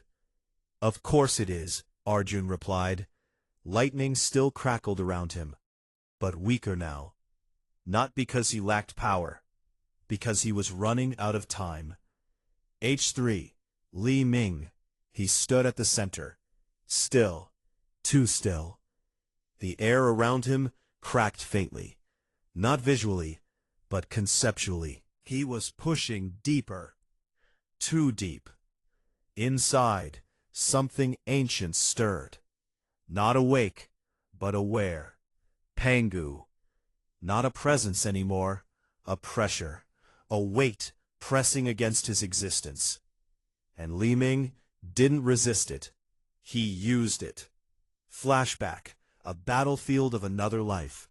Not modern, ancient. Weapons made of bone, armor made of faith. Li Ming stood, not as he was now, but as something smaller, weaker, facing a figure cloaked in light. You borrow power you don't understand, the figure said, and one day it will take more than you can give. Li Ming had answered then, I'll decide the cost. Present? No, Li Ming whispered. This time, his voice wasn't calm. It was cold. I define it. The space around him, locked, not Frozen, declared. A domain. Small, unstable, but absolute. Inside it, the rules changed. The entity felt it, immediately. Its movement slowed. Not physically, logically. It couldn't process the contradiction. And that was enough. Arjun's final strike. Now. Arjun didn't hesitate. Everything he had left exploded. Lightning surged upward, splitting the sky.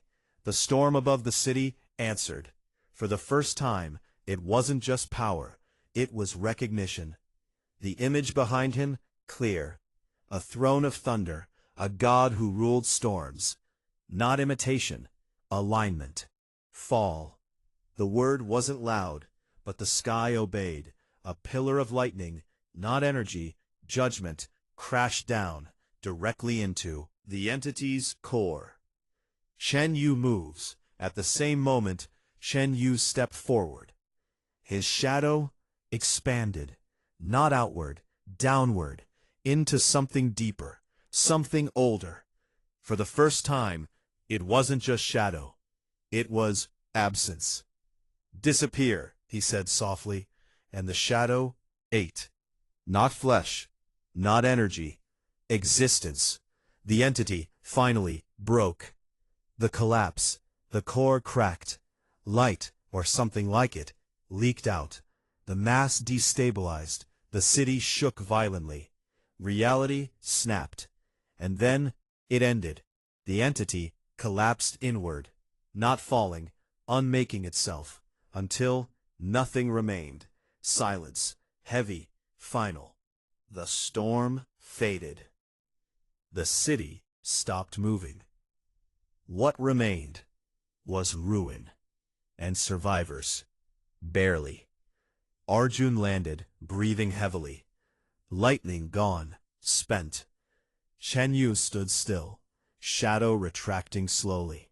Controlled, stable. Su Wan shaken, alive, and Li Ming still standing. But something was wrong. A crack. Not in the ground, in him. Invisible, but real. His hand trembled, just slightly. His breathing, off. Inside, the pressure remained. Pangu didn't recede. It lingered, watching.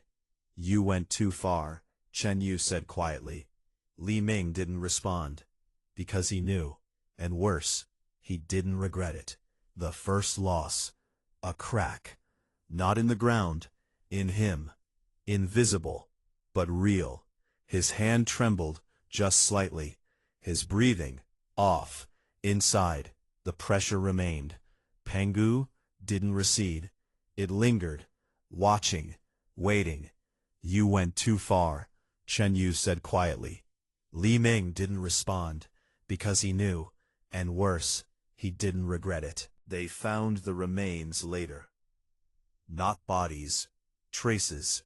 The awakeners who had been taken were gone.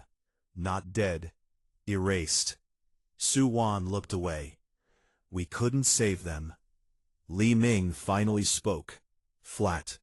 We didn't come to save them. No emotion, no hesitation. And that was the real change. Shift in power. As they prepared to leave, Li Ming paused, looking at the ground where the entity had been. Something remained, not visible, but present. A fragment of something deeper. He reached out, not physically, and took it. No one noticed, except Chen Yu. Their eyes met, a silent understanding. So that's the path you're choosing, Chen Yu said softly. Li Ming didn't answer. He didn't need to. Chapter 18. The world takes notice. They didn't leave as heroes. They left as survivors. The transport lifted slowly, engines humming low, carrying them away from a city that no longer existed. Below, there was no movement, no sound, no trace of life. Just absence. The silence after war. Inside the aircraft, no one spoke. Not because they didn't have words, because words would make it real. Su Lan sat near the window, her hands still, too still. "They're gone," she whispered, not asking, confirming. Shen Yu leaned back, eyes half closed. Yes. No comfort, no denial, just truth. Arjun stood near the rear, arms crossed, looking at nothing. Lightning, gone. For the first time, he looked human. And Li Ming sat alone, not recovering, listening, because inside him, something had changed. The fragment. It wasn't power, not directly. It was weight, a presence, small, but absolute. The fragment he had taken didn't resist, didn't react. It simply existed within him. And that was the problem. For the first time, Li Ming felt something unfamiliar. Not fear, not doubt, but interference. A slight delay between thought and reality. A fraction of a second, where control wasn't perfect. "Interesting," he murmured. Shen Yu's eyes opened. He heard it. Of course he did. But he said nothing. Not yet. Return to headquarters. The moment they landed, they were expected. Not welcomed. Waiting. Officials, observers, and something worse. Other eyes. The watching world. 6. Across the world, they had all seen it. Not clearly, but enough. Energy spikes. Reality distortion. A city gone.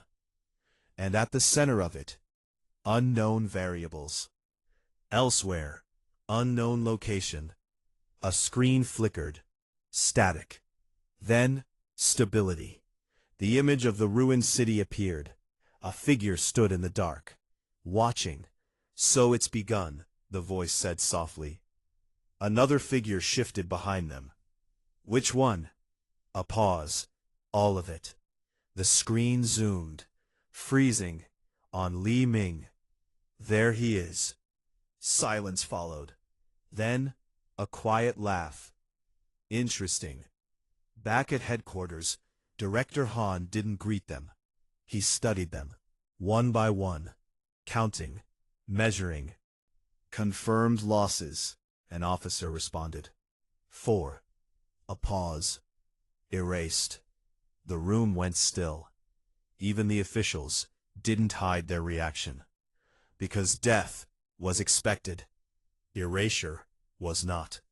Director Han's gaze shifted, landing on Li Ming. "Report." Li Ming didn't hesitate. It wasn't an outbreak. It was an anchor. A system. Controlled, deliberate. A pause. And evolving. That last word changed everything. Murmurs spread across the room. Not panic, but calculation, because evolution meant escalation. Political fracture. "If this is true," one official began, "then this is no longer an isolated incident." Another voice cut in, cold. "It never was." A screen activated behind them. Multiple points appeared across a world map. Red, spreading. "HR. We've detected similar signatures. Not as large. Yet. Silence. Heavy. Because everyone understood. This wasn't over. It had just started. HR. Heavy and stayed outside. In a decade of Li Ming's life. They didn't look at Li Ming as a weapon, or a pilot, or a recruit, or even an anomaly. They looked at him as something else. A variable, unpredictable, necessary, dangerous. HR. Director Han spoke again. HR. You did well. Not praise. HR. Acknowledgement. Then, but next time, a pause. We may not be enough. HR. Li Ming's answer was immediate. Then we won't fight the same way. Simple. Clear. Cold. Absolute. HR. Final scene. HR. Later. Alone. LO. Li Ming stood in the observation hall, looking out over the city. Alive. Alive. Unaware. For now. His reflection stared back at him. Unchanged. Except for his eyes.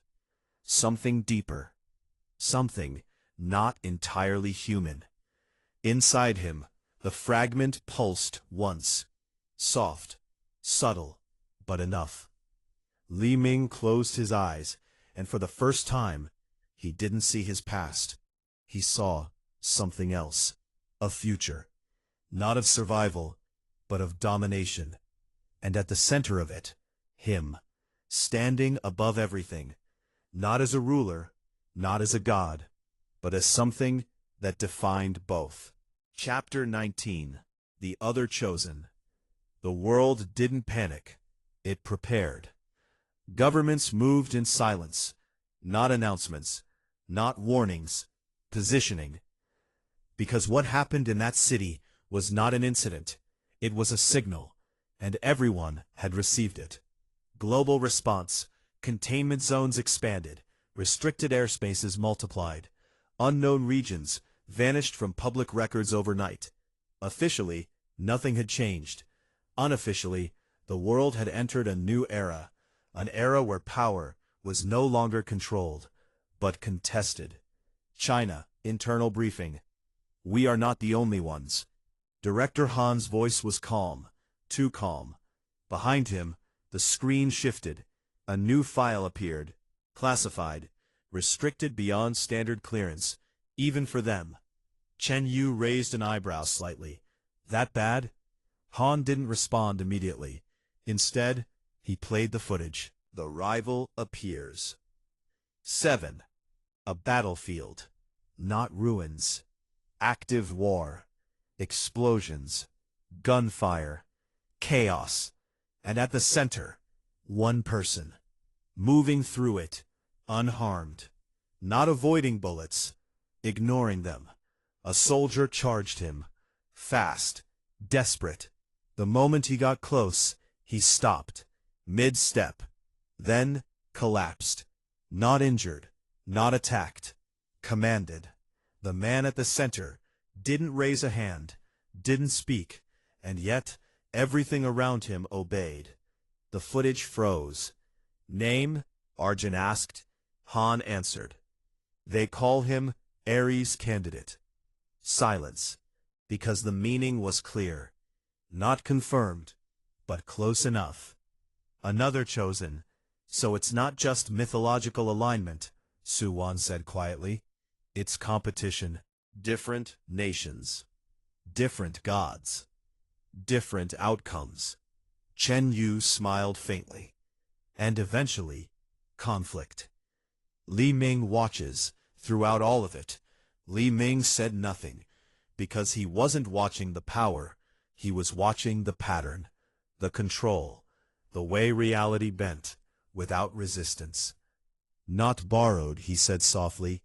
Everyone looked at him. What? Arjun asked. Li Ming's eyes didn't leave the screen. That power. A pause. It's not borrowed. Silence fell. Because if that was true, then the implications were worse than anything they had considered. Elsewhere, the rival, far from them, in another country, he stood alone. The battlefield behind him, silent, cleared, not by strategy, not by force, but by authority. His eyes lifted slightly, as if sensing something, something far away. Faint, but undeniable. So you exist, he murmured. A slight smile formed, because for the first time, he wasn't alone. Back at headquarters, we are entering a new phase, Han said. No more isolated incidents. No more controlled deployments. This is war. Not declared, but inevitable. Arjun exhaled slowly. Then we prepare, Chen Yu added quietly, or we fall behind. The hidden threat. But they weren't the only ones watching. Deep within an unregistered location, far from any nation, a third force moved, not aligned, not controlled, not human in the way others still were. A voice echoed in darkness. Two have awakened. A pause. Then we begin. Something shifted, something ancient, and something hungry. Li Ming alone. Later, Li Ming stood in silence again. But this time, he wasn't thinking about the past, or even the present. He was thinking about the future. The rival, the war, the pattern, and the fragment inside him pulsed, stronger this time. Not interfering, guiding, a direction, a possibility. Li Ming's eyes darkened slightly. So that's how it works. Not emotion, understanding, cold, precise. Because now, he didn't just see the battlefield, he saw the game. And more importantly, how to win it. Chapter 20. The First Move. War didn't begin with an attack. It began with a decision. Not spoken, not declared, but made. And once made, everything else followed. The board expands. 3 new zones ignited within 48 hours. Not cities this time. Border regions. Remote. Deliberate. Each one different. Different signatures. Different patterns. But all connected. He's testing response times, Chen Yu said quietly. No one asked who. They all knew.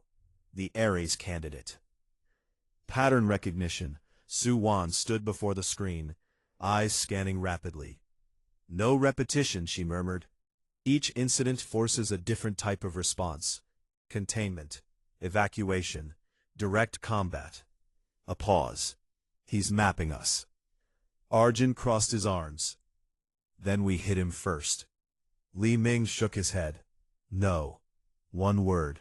Absolute. Arjun's gaze sharpened. Li Ming finally looked up. Because that's what he wants. Silence. Because it was true. The invisible battle begins. No direct engagement, Li Ming continued. We respond, but we don't escalate. Chen Yu's lips curved slightly. Defensive play? Li Ming's answer came without hesitation. No. A pause. We make him think he's winning. The room stilled, because that wasn't defense. That was bait. Elsewhere, the rival moves. 8 miles away, he stood at the edge of another battlefield, untouched, watching the aftermath. Slow, he said. Not disappointed. Evaluating. They're cautious. A soldier approached him, hesitant. Orders? A pause. Increased pressure. Not louder, not more violent. More precise. Because war was not about destruction. It was about control. Back at headquarters. From H3. They're shifting patterns again, Su Wan said. Faster, this time. Chen Yu glanced at Li Ming. Unclear. Your move. Li Ming didn't answer immediately, because he wasn't looking at the screen anymore. He was looking past it, at something only he could see. Connections, paths, outcomes.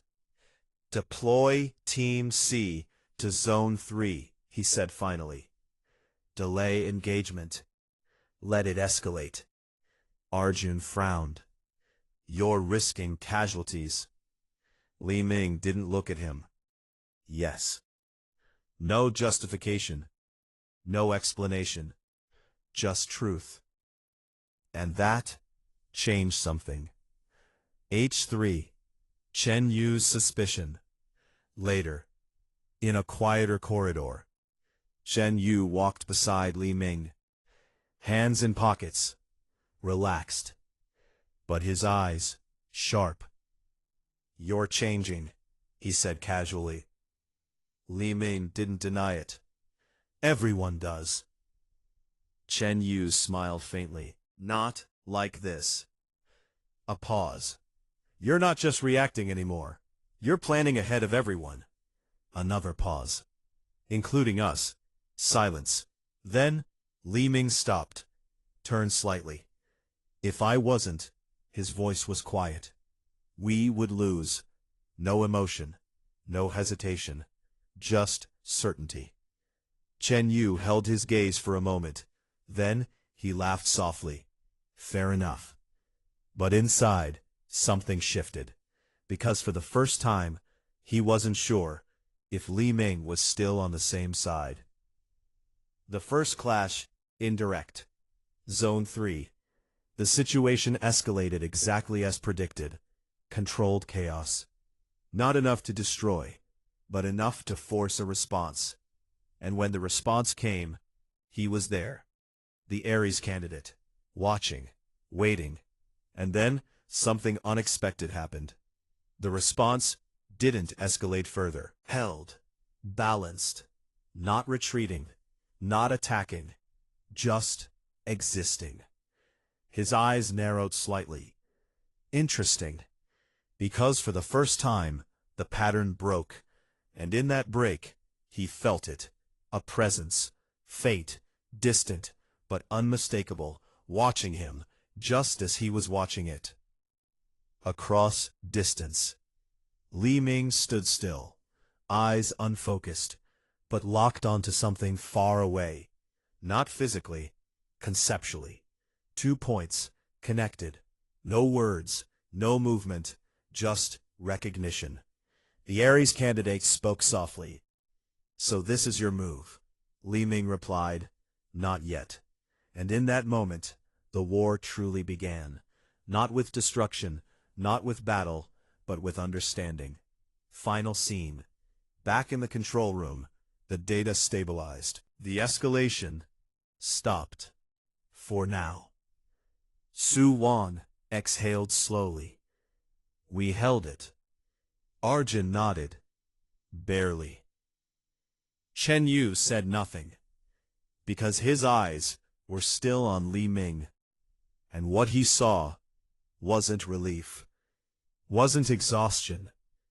It was something else. Something colder. Something that didn't see this as survival. Chapter 21. Cracks in control. War didn't escalate. It spread. Not in explosions. Not in headlines. But in patterns. Small incidents. Unnoticed. Until they weren't. The civilian layer. 6. A man froze mid-step. Coffee slipping from his hand. Eyes unfocused. Then he kept walking. Like nothing happened. Elsewhere. A child laughed. At nothing. Then, he's here. No one saw anything. But something had started leaking. Back at headquarters, this isn't random. Su Wan's voice was sharper now. Less uncertain. More precise. She moved through data streams. Connecting points. Low-level distortions. Non-hostile manifestations. A pause. Testing integration. Arjun frowned. Integration with what? No one answered. He stood apart. Watching. Not the data. The gaps between it. It's not him, Li Ming said. Chen Yu looked at him. The Ares candidate? Li Ming nodded once. This is different. A pause. More subtle. More patient. Chen Yu's smile faded slightly. A third player. Li Ming didn't deny it. Deep underground, far beyond mapped infrastructure, something activated. Not a creature, not a system, a process. Phase 1 complete, a voice echoed. Screens flickered, displaying global feeds, distortions, signals, patterns. The integration has begun. A pause, and the chosen remain unaware. A second voice responded. Not all of them. The screen shifted, locking onto one image. Li Ming. Silence followed. Accelerate. Pressure builds. Back at headquarters, the situation changed. Faster. Incidents multiplied. Not dangerous individually, but together, They formed something else. A net. We're losing control, an officer admitted. Not panic, but truth. Director Han's gaze hardened. Then stabilize priority zones. Pull resources from secondary sectors. Arjun stepped forward. That leaves gaps. Han didn't hesitate. Then we accept them. Because now, it wasn't about stopping everything. It was about choosing what to lose. The first fracture. You're following his plan. The words cut through the room. Sharp, direct. Everyone turned. Su Wan stood still, looking at Li Ming. This pattern, she continued. The delays, the gaps. A pause. This is what you suggested. Silence. Heavy. Arjun's expression darkened. You let this happen? Li Ming didn't flinch. Yes. One word. Cold. Absolute. You're risking civilians. Su Wan's voice wasn't angry. Worse, it was controlled. They're already at risk, Li Ming replied. No, she said. You're choosing it. A pause. There's a difference. For a moment, something shifted. Not outside, inside the team. Trust cracked. Chen Yu watches. He didn't interrupt, didn't take sides, but his eyes moved between them, calculating, because this was inevitable. Interesting, he murmured quietly. Li Ming's perspective. He wasn't ignoring them. He was prioritizing. Because now, he could see more. Not just outcomes, but chains of outcomes. If they stopped everything, they would learn nothing. If they controlled everything, they would miss the source. We need it to spread, he said. Silence. Because that sounded wrong, but it was also true. The rivalry acts. Far away, the Ares candidates stood still, watching reports, patterns, and for the first time, he frowned. This isn't mine. A pause. But it's useful. A slow smile formed. Then I'll use it. Three forces. The world had changed, not into chaos, into structure. Three forces, moving. One direct, one calculated, and one hidden. And at the center of it, Li Ming stood, not as a hero, not as a savior, but as something else. Something willing to let the world burn, if it meant understanding the fire. Final scene. Later, Su Wan stood alone, looking out over the city, alive, unaware. Her reflection trembled slightly. He's changing, she whispered. Behind her, Chen Yu leaned against the wall. No, he said softly. A pause. He's revealing himself. And somewhere, deep inside Li Ming, the fragment pulsed again. Stronger, warmer, almost satisfied. H2, Strong, Chapter 22. Necessary Losses. P. The first mass casualty event wasn't an accident. It was designed. Not for destruction, for measurement.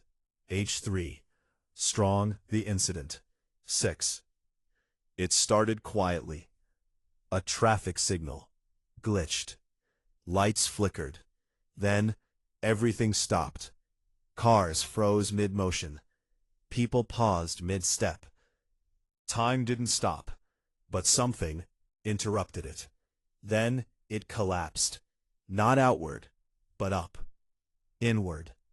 A section of space, folded, crushing everything inside into nothing.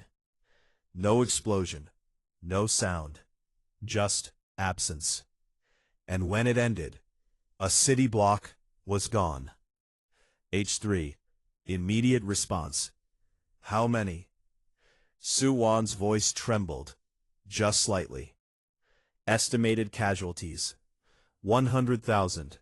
An officer hesitated. Silence. Heavy. Unavoidable. Arjun slammed his fist against the console. Damn it! Lightning flickered. Unstable. This shouldn't have happened. No one responded, because everyone knew it could have been prevented. Li Ming already knew. He stood still, watching the aftermath feed.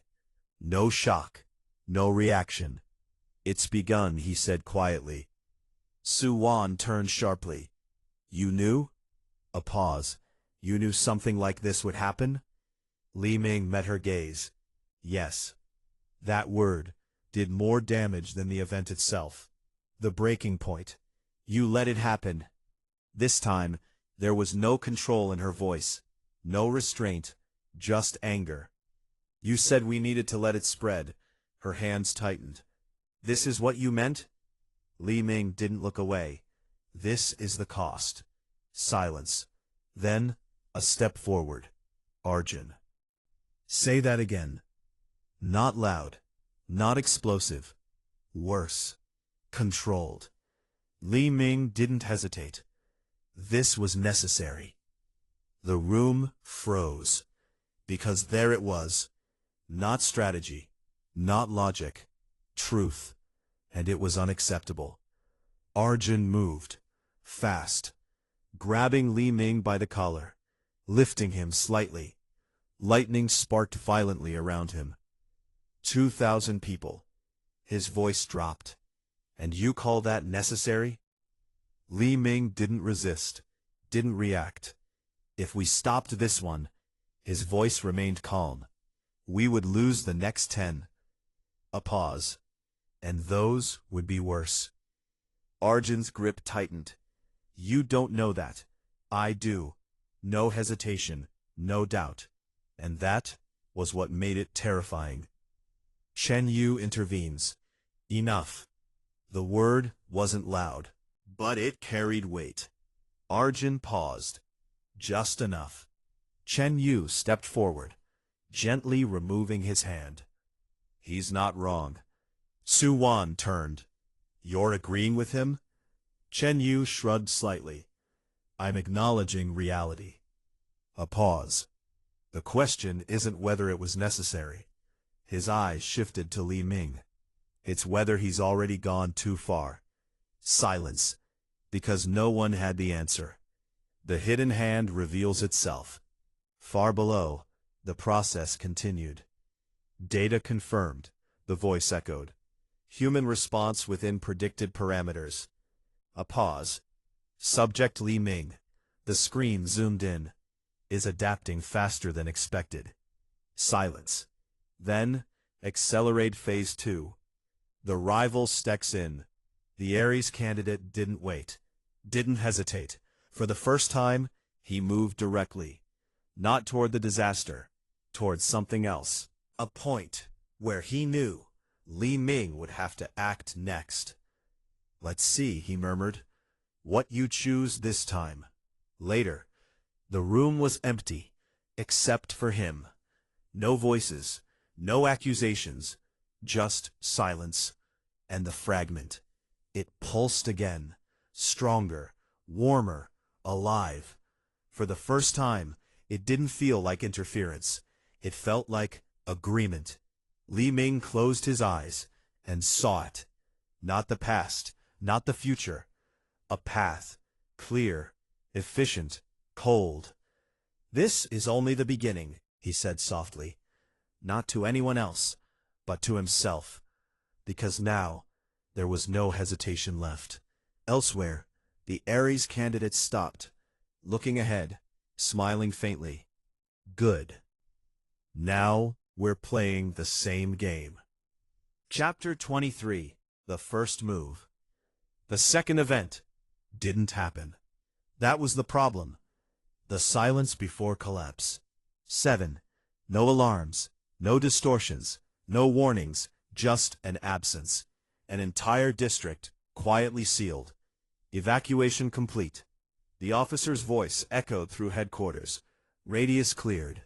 No civilians remaining. Su Wan exhaled slowly. This time, a pause. "We did it right." But Li Ming didn't respond. Because something felt wrong. Not the setup. The timing, too clean, he murmured. The trap reveals itself. The ground didn't shake, the sky didn't crack. Instead, a line appeared, thin, invisible, unless you knew what to look for. Li Ming saw it. "Everyone out," he said immediately. Too late. The line moved, not fast, not violently, just inevitably. Where it passed, reality separated. Buildings split, roads peeled apart, not destroyed, divided. A controlled cut, precise, intentional. "This isn't an event," Li Ming said. "It's a message." 3P7. HR.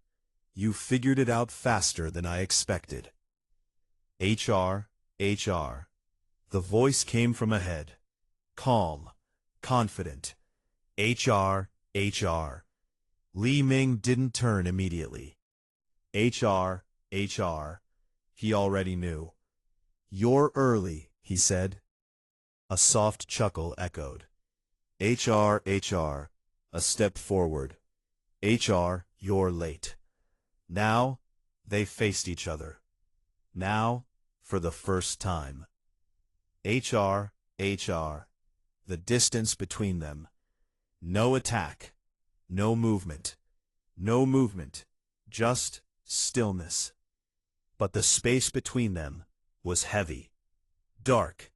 Distorted. Like reality itself didn't want them this close. "You let the first one happen," the Ares candidate said. Not accusing, observing. HR. A pause. HR. Why? Li Ming's gaze didn't waver. "To see you." HR. A flicker of interest. "That's all?" "What else?" "Mind game begins." HR. The Ares candidate smiled slightly. HR. Not what I expected. "You are," Li Ming replied. A pause. Predictable. The smile didn't fade, but something in his eyes sharpened. "Then predict this." He lifted a hand, and the line moved again, faster, cutting toward a distant section, where, unnoticed, a small group of people remained, missed in evacuation, hidden, alive. "The choice," the Ares candidate said calmly. "You can reach them." A pause. "Or you can stop me." Silence, because this wasn't a threat, it was a test. Arjun's voice crackled through comms. "Li Ming, don't engage. Save the civilians. Suwan, please." Not an order, a request. Calculation. Time slowed, not literally, but for him, it might as well have. Distance, speed, trajectory, outcomes, stacked, layered. 10 lives versus understanding him, stopping him, preventing thousands more. The answer was obvious. Action. Li Ming moved, not toward the civilians, toward him. Arjun's voice shattered. "What are you doing?" The Ares candidate's smile widened. Good. Their paths crossed in an instant, and for the first time, power met power. The clash. It wasn't explosive. It wasn't loud. It was precise. Strike. Intercepted. Ares responded perfectly. Not stronger, not faster. Equal. And that was the most dangerous thing. Impact. Behind them, the line passed. Silently. Effortlessly. And the civilians disappeared. No screams. No sound. Just gone. Aftermath of the choice. Li Ming didn't look back, didn't hesitate, because the decision had already been made. But the comms went silent. Not broken, just no one speaking. "The rival understands. You chose correctly." The Ares candidate stepped back slightly, not retreating, acknowledging. "You're like me." A pause. "No." Li Ming's voice was quiet, cold. "You're like me." Small, but real. Interruption. Before anything else, the world glitched. Not around them, through them. A distortion. Different. Deeper. Both of them felt it, and for the first time, both paused. So, the Ares candidate murmured, "It finally shows itself." Li Ming's eyes narrowed slightly, because this wasn't his, and it wasn't Ares. The third force arrives. 6. The air, folded, not collapsing, opening, and from it, something watched, not fully present, not fully formed, but aware, of both of them, and interested. Phase 2, a voice echoed faintly. Not spoken, injected. Final moment. 3 forces, now in the same place. Gone. The game changed. Li Ming stood still, not reacting, but thinking, faster than ever before. Because now, the question wasn't who to defeat, but who to become. Chapter 24. The Price of Becoming. The world didn't stabilize. It rejected what was happening. Fracture point. 7. The ground bent. Not cracked, bent, as if space had lost agreement with itself. The distortion from the third force spread outward. Not violently, but inevitably. The Ares candidate stepped back. Just one step. Not fear, recognition. "So this is what's been hiding," he murmured. Li Ming didn't move, because for the first time, he couldn't fully read it. And that was dangerous. The presence. It wasn't a body.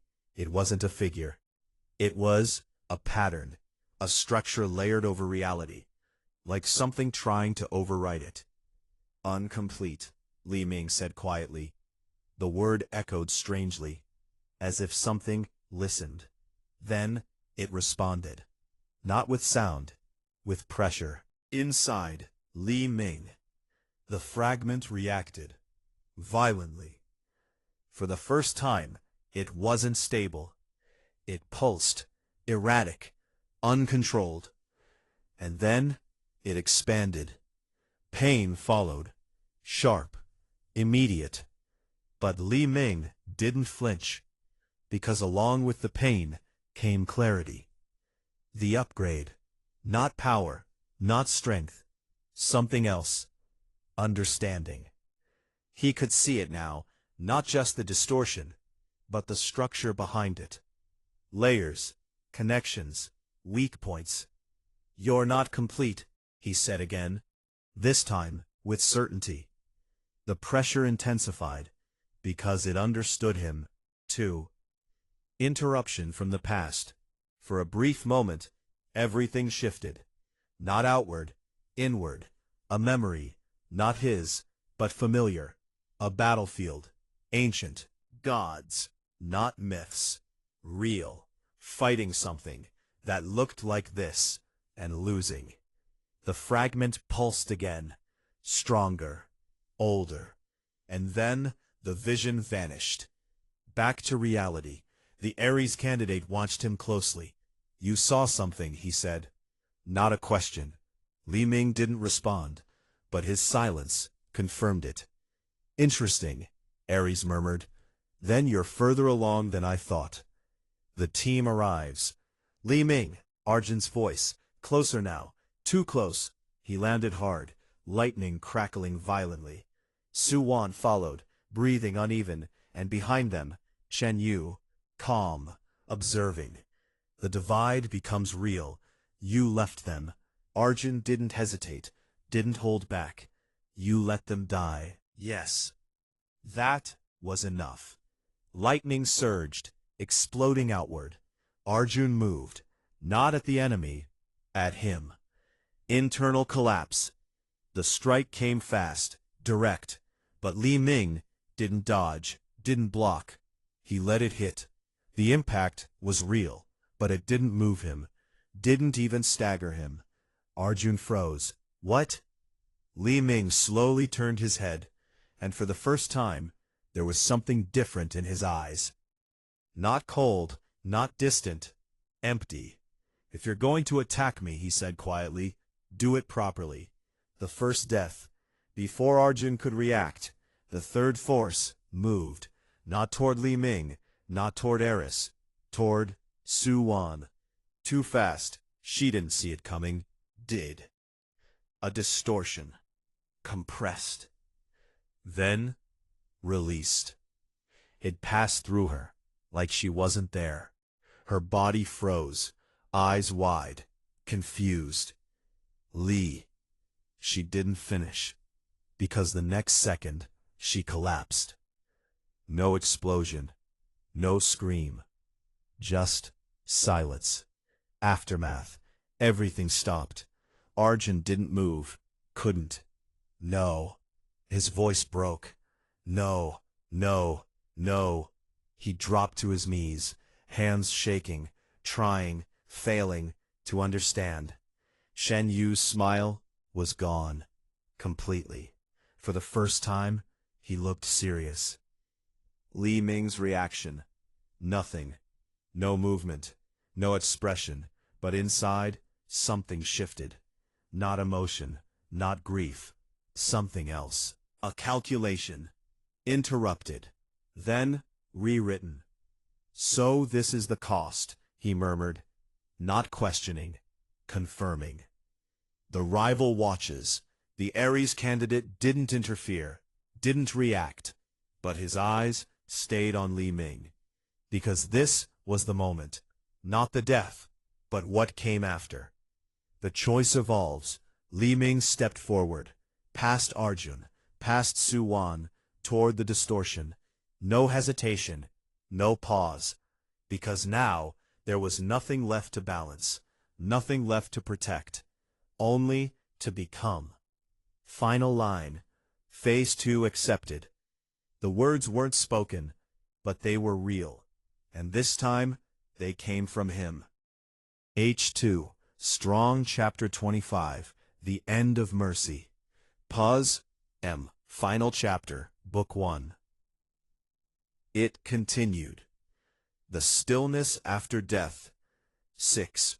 Su Wan's body lay still, untouched, unreal. The air around her felt wrong, as if reality itself refused to acknowledge it.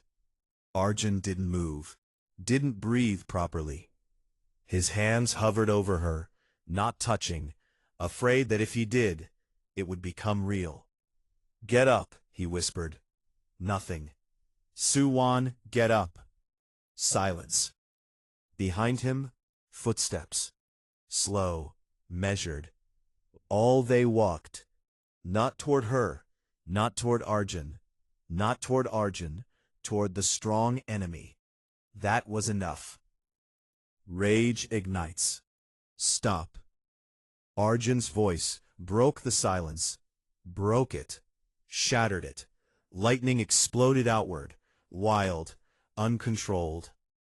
"You don't get to walk away." Li Ming didn't stop. Move.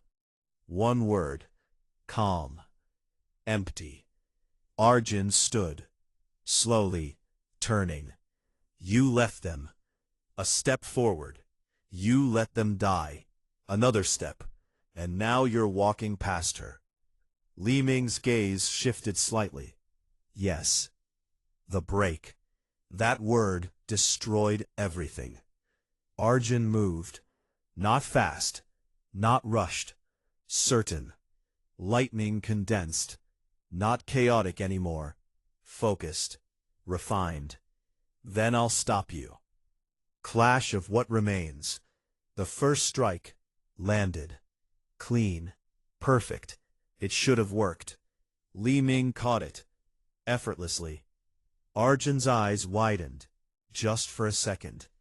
"You're weaker," Li Ming said quietly, not mocking. Observing. "Because you're hesitating." Desperation. "I'm not." Arjun attacked again. Faster. Stronger. Everything he had. But every strike was red. Redirected. Neutralized. because Li Ming was no longer reacting. He was deciding. The new ability, the fragment, pulsed, not violently, perfectly, and for the first time it obeyed. Not fully, but enough. The world around them slowed. Not time, possibility. Every action, every outcome, visible, selectable. Execution. Li Ming moved once. Just once. Arjun's next strike never landed, because Li Ming was already behind him. A single blow, precise, controlled. Arjun's body froze, then collapsed. Not dead, but defeated. Completely. Silence again. No one moved. No one spoke. Because now, it was undeniable. He had crossed it. That line. And there was no going back. The third force evolves. The distortion intensified. Condensing. Focusing. It was learning. Adapting. And now, it began to take form. Incomplete, but dangerous. Unexpected alliance. We'll finish this later. The Ares candidate stepped forward, beside Li Ming. Not as an ally, but not as an enemy. For now, a pause. We deal with that. Li Ming didn't look at him, but he didn't refuse. Because for the first time, their goals aligned. The final exchange. I've changed, Ares said. No. Li Ming's voice was steady, cold. I've become efficient. A slight smile. Same thing. Endgame begins. They moved, together, against something neither fully understood. And behind them, Arjun lay still, barely conscious, watching, unable to stop it. Final scene. Far away, deep underground, the hidden faction watched. Phase 2 confirmed. A pause. Subject has accepted evolution. The screen displayed Li Ming. Cold, distant, perfect. Prepare Phase 3. Final lines. The world had lost a protector, and gained something else. Something worse. Not a hero, not a villain, but something beyond both. Li Ming stood at the center of it all, unshaken, unstoppable, and no longer human in the ways that mattered. And HR.